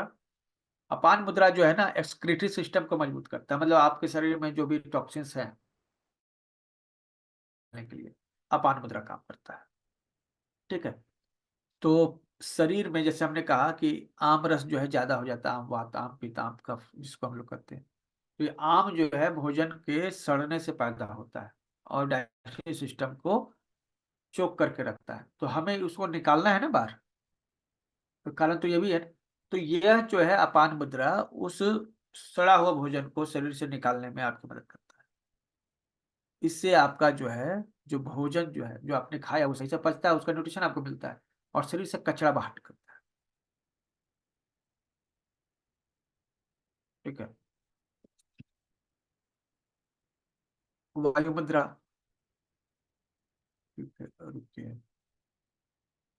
हाँ, ये वायु मुद्रा नहीं है, ये एक्चुअली पित्तनाशक मुद्रा है।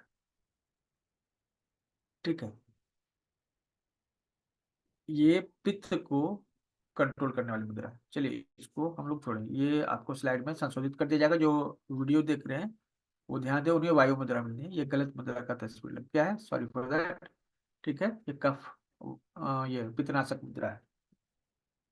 ठीक है, चलिए।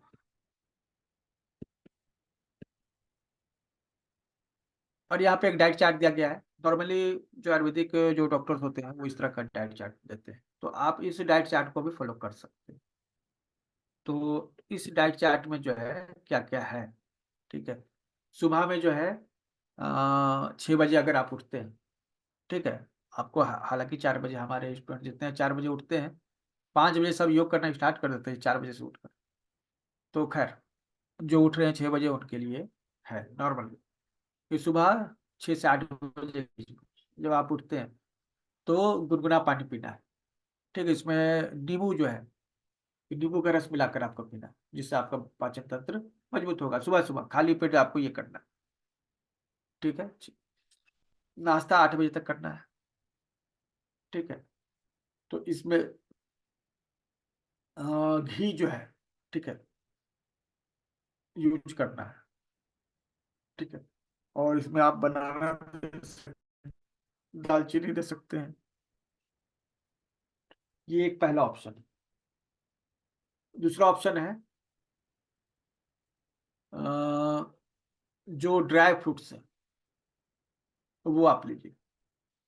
मतलब ये नाश्ते में, यहाँ खाना ये नहीं है, ध्यान दीजिए, ये खाना नहीं है, ये नाश्ता है। ठीक है, तो यहाँ पर, और दलिया आप यूज कर रहे हैं। ये पतंजलि में दलिया आता है ना, ये जौ का दलिया आता है, इसी को ओटमील कहते हैं, और एक मिक्स दलिया आता है, वो भी आप यूज कर सकते हो। वो मिक्स दलिया को जो है ना, हल्का सा घी में फ्राई करके, हल्का सा गर्म करके आप ले सकते हैं। ठीक है, या फिर ड्राई फ्रूट्स ले लीजिए।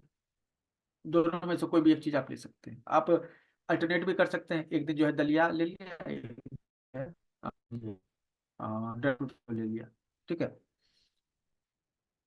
तो ये तो या तो फुलाया हुआ होना चाहिए, या फिर जो है आपका अ, भुना हुआ होना चाहिए, रोस्टेड होना चाहिए। तो आप रोस्टेड को ज्यादा प्रेफर कीजिएगा यहाँ पर। ठीक है, 10 बजे तक जो है, ठीक है, आप थोड़ा फ्रेश फूड ले लीजिए। सेब हो गया, पपीता हो गया, बादाम हो गया। बादाम होना चाहिए जब आप 10 बजे तक लेते हैं तो।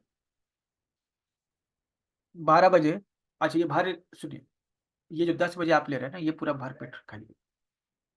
ठीक है, आप 8 बजे भी जो खा रहे हैं वो भी भर पेट खा सकते हैं। ये तो चूंकि हमने एक जनरल प्रिस्क्रिप्शन जो है आपके साथ शेयर किया है, और हम एक्चुअली क्या है ना, जो ये सेट रूल्स को हम थोड़ा कम फॉलो करते हैं।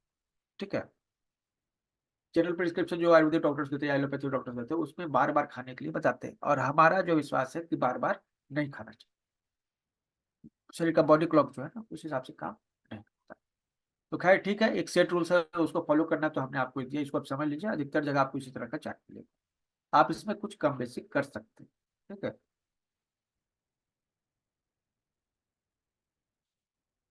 दाल जो है ले सकते हैं। ठीक है, मूंग दाल ले सकते हैं। ठीक है, घी का यूज आपको करना है, घी का यूज आपको करना है। और सब्जी लीजिए। ठीक है, एकदम फ्राई नहीं होना चाहिए, नॉर्मली कुक होना चाहिए। और आप मट्ठा ले सकते हैं। बटर मिल्क कहा जाता है, बटर मिल्क जो है ना एक्चुअली क्या है ना, वो चीज नहीं है, आपको उसको एक्चुअली मट्ठा चाहिए। अगर आप मट्ठा जानते हैं ना, या छाछ, खाना खाने के बाद जीरा डालकर आप छाछ लीजिएगा। बटर मिल्क कहा जाता है, लेकिन नहीं, अगर छाछ नहीं है तो पतला दही आप ले सकते हैं। तो दही पतला करके, गाढ़ा दही नहीं लेना है। इस चीज को विशेष तौर पे ध्यान रखिए। 3 बजे तक जो है थोड़ा सा हर्बल टी ले लीजिए। ठीक है, जिसमें आप थोड़ा गर्म चीजें, जैसे ये अ, दालचीनी वगैरह जो है डाल के बनाइए। ठीक है, ये 3-4 बजे तक। ठीक है, और उस समय आप जो है थोड़ा सा फ्रूट सलाद ले सकते हैं, और कुछ ड्राई फ्रूट। यहाँ पे जो है ना, स्पेशली जो है, जो मिक्स फ्रूट सलाद कहा जाता है ना,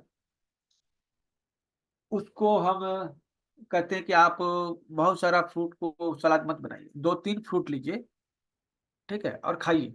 सलाद बनाने की जरूरत नहीं, रॉ पूरा फ्रूट लीजिए, उसको खाइए, ठीक है।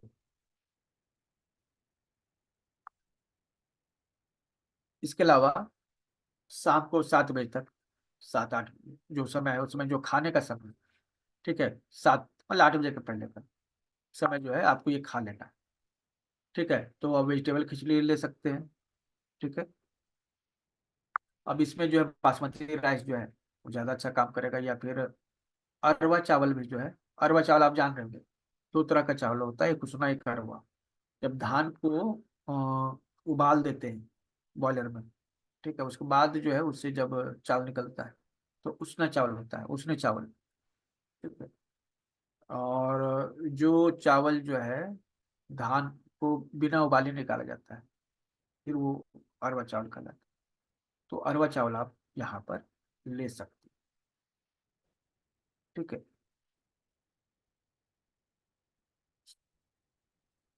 उसमें आप सब्जी वगैरह जो भी लेना है ले सकते हैं, कोई इशू नहीं।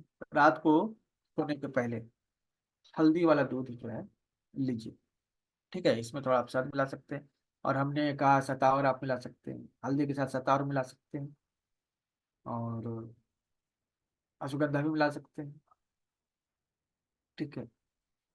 वो हनी के जगह आप ये मिश्री भी ले सकते हैं, ठीक है, जो मैंने वो बताया था अभी, वो आप इसको यूज कीजिए, ठीक है।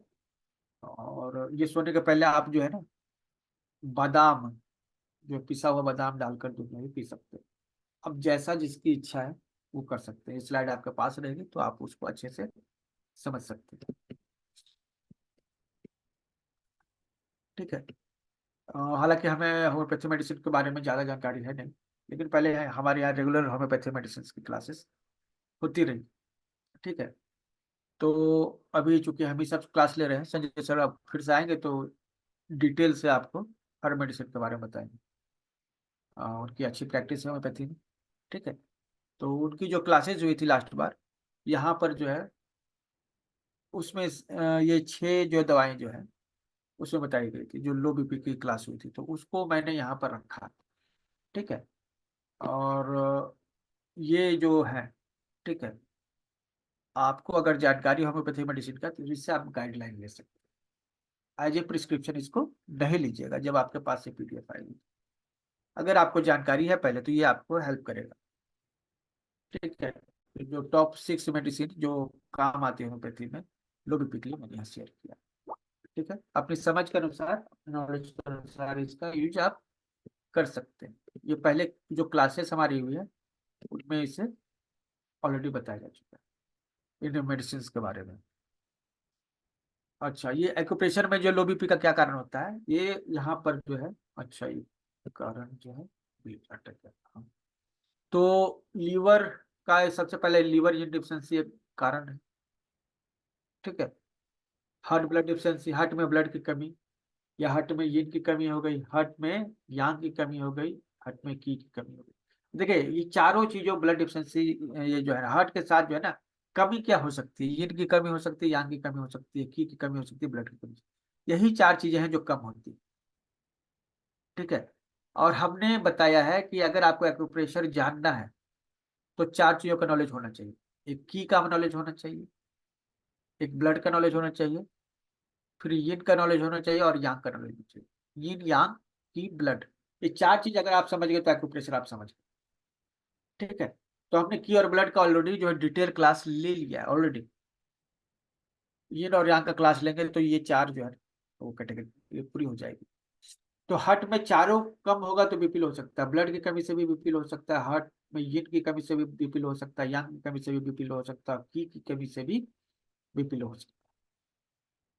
और यही बात लीवर में, लीवर में जो है ना, यीन का कमी हो सकता है, ब्लड का कमी हो सकता है, तो भी बीपी लो हो सकता है। यांग कभी घटता नहीं, ये घटता नहीं, हमेशा बढ़ता ही है लीवर में, तो लीवर यांग एक्सेस हो सकता है, और जो भोजन जो करते हैं उससे जो एनर्जी नहीं मिलती, जो हम लोग आम रस की बात कर रहे थे कि भोजन सड़ जाता है, ठीक है, तो उसके लिए हमने वहां पर बताया कि अग्नि को प्रदीप्त रखनी चाहिए। तो उसके लिए जो रेगुलर जो टर्म है उसके लिए स्प्लिंट की डिफिशियंसी। तो कल हम लोग इन 8 के बारे में डिटेल से जानेंगे, इनके क्या सिम्टम्स है, कैसे पहचानेंगे कि लीवर इन डिफिशियंसी है या हार्ट इन डिफिशियंसी है, या हार्ट की डिफिशियंसी है या स्प्लिंट की डिफिशियंसी, कैसे पहचानेंगे, तो ये हम लोग कल जानेंगे। और हर जो पैटर्न है, ठीक है, उस पर डिटेल से चर्चा करते ही प्रोटोकॉल भी आपको मिल जाएगा, तो वो जो है प्रोटोकॉल आप यूज कर, ठीक है। अभी आप लोग के पास कोई सवाल है तो आप ओपन है, पूछ सकते हैं। पहली बात तो ये हो गई, ठीक है। और दूसरी बात कि यह एक डेमो क्लास है, कल जो मेन क्लास होगी जो हमारी एक्ट्रेस की है, तो यह लिंक सबको मिला है, कल की लिंक जो है वो उन्हीं को मिलेगी जो पेमेंट इसका करके ज्वाइन कर सकते हैं, ठीक है। ये पीडीएफ मिलेगी प्लस सर्टिफिकेट भी कल मिल जाएगा, कल जो है ना सर्टिफिकेट भी मिलेगा। और उसके लिए आपको पेमेंट करना है 8083299134 इस पर, ठीक है, जस्ट 51 रुपीज। इसमें आपको पीडीएफ मिलना है, आज और कल की ट्रेनिंग के वीडियोस मिलने हैं, ठीक है। गूगल ड्राइव में वो सेव रहेंगे लाइफ टाइम एक्सेस के साथ, ठीक है। तो ये चीजें आपको मिलेंगी। कोई सवाल आप लोग के पास?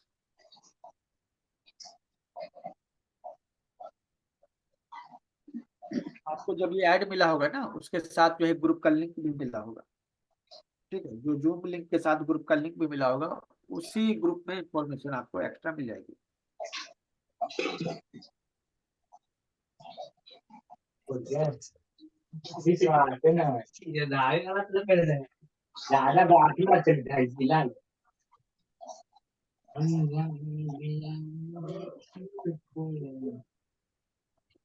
¿Qué me das, papá? चलिए, तो क्या सवाल है आप लोग के पास, या फिर आज की मीटिंग को यहाँ फिनिश करें? ऑलरेडी 8 बज चुके हैं।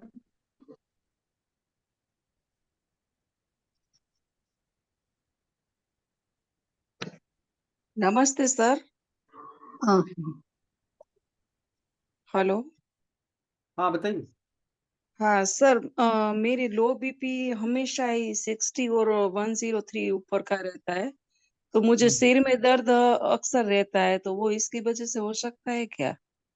हाँ हाँ क्यों नहीं, कल जो है ना आपको एक्यूप्रेशर पॉइंट्स बताएंगे, ठीक है, कल जो क्लास होगी ना उसमें खास तौर जी पे एक एक सिम्टम्स को लेंगे कि हमारे ये सिम्टम्स इसका क्या कारण हो सकता है, ठीक जी है। जी सर। तो जी उसके लिए सर। प्रॉपर जो है एक्यूप्रेशर पॉइंट्स भी बताएंगे।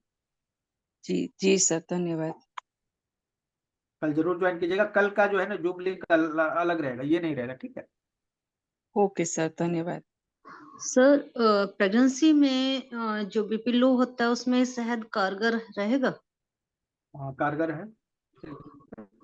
जी सर, मैंने तो आजमाया हुआ है, वैसे भी मुझे बीपी लो होता था काफी टाइम पहले, तो मैं शहद यूज करती थी और काफी लंबे टाइम तक सही रहती थी सर मैं। कई कारण हो सकते थे, हमें जब बीपी लो हुआ था ना, ठीक है, जब हमें बीपी लो हुआ था और प्रॉब्लम हुई थी हमें, उस समय हम 100% फिट रहते थे। 100% मतलब समझे, 4 क्लास लेते थे योग का, 1.5 घंटे का 4 क्लास, सुबह 2 क्लास शाम को 2 क्लास, मतलब 6 घंटा केवल क्लास ही लेते थे, करते थे खुद। उस समय ऐसा कुछ नहीं था कि हमें बीपी लो ऐसा कुछ हो सकता है, ठीक है। लेकिन हमें बीपी लो हुआ, ठीक है, और हमें फिर इन्फेक्शन भी, देखिए ESR भी बढ़ा हुआ था। तो क्या है ना, सिम्टम्स होने चाहिए, है ना, भले वो मेजरमेंट में नहीं आए, हमारा मेजरमेंट में नहीं आ रहा था लेकिन बाद में आने लगा, ठीक है, पल्स भी डाउन हो गया था। तो ठीक है, अगर आपके पास सिम्टम्स हैं तो उस सिम्टम्स को पहचानिए, फिर उसके हिसाब से एक्यूप्रेशर पॉइंट्स जो है ना कल हम उसको क्लियर करें, ठीक है।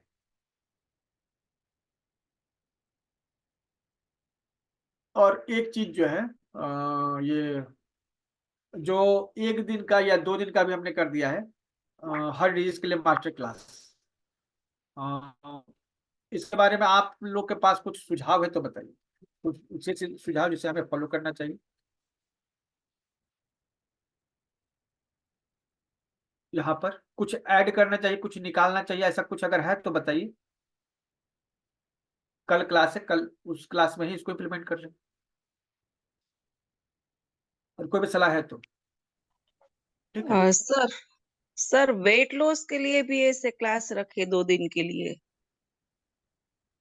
वेट लॉस के लिए देखिए, जो चीज का डिमांड ज्यादा रहता है उसी का क्लास लेते हैं। ये हाई बीपी लो बीपी का बहुत डिमांड आ रहा था,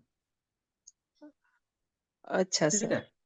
ओके। तो वेट लॉस के लिए भी रख सकते हैं, कोई इश्यू नहीं है, वेट लॉस के लिए ना।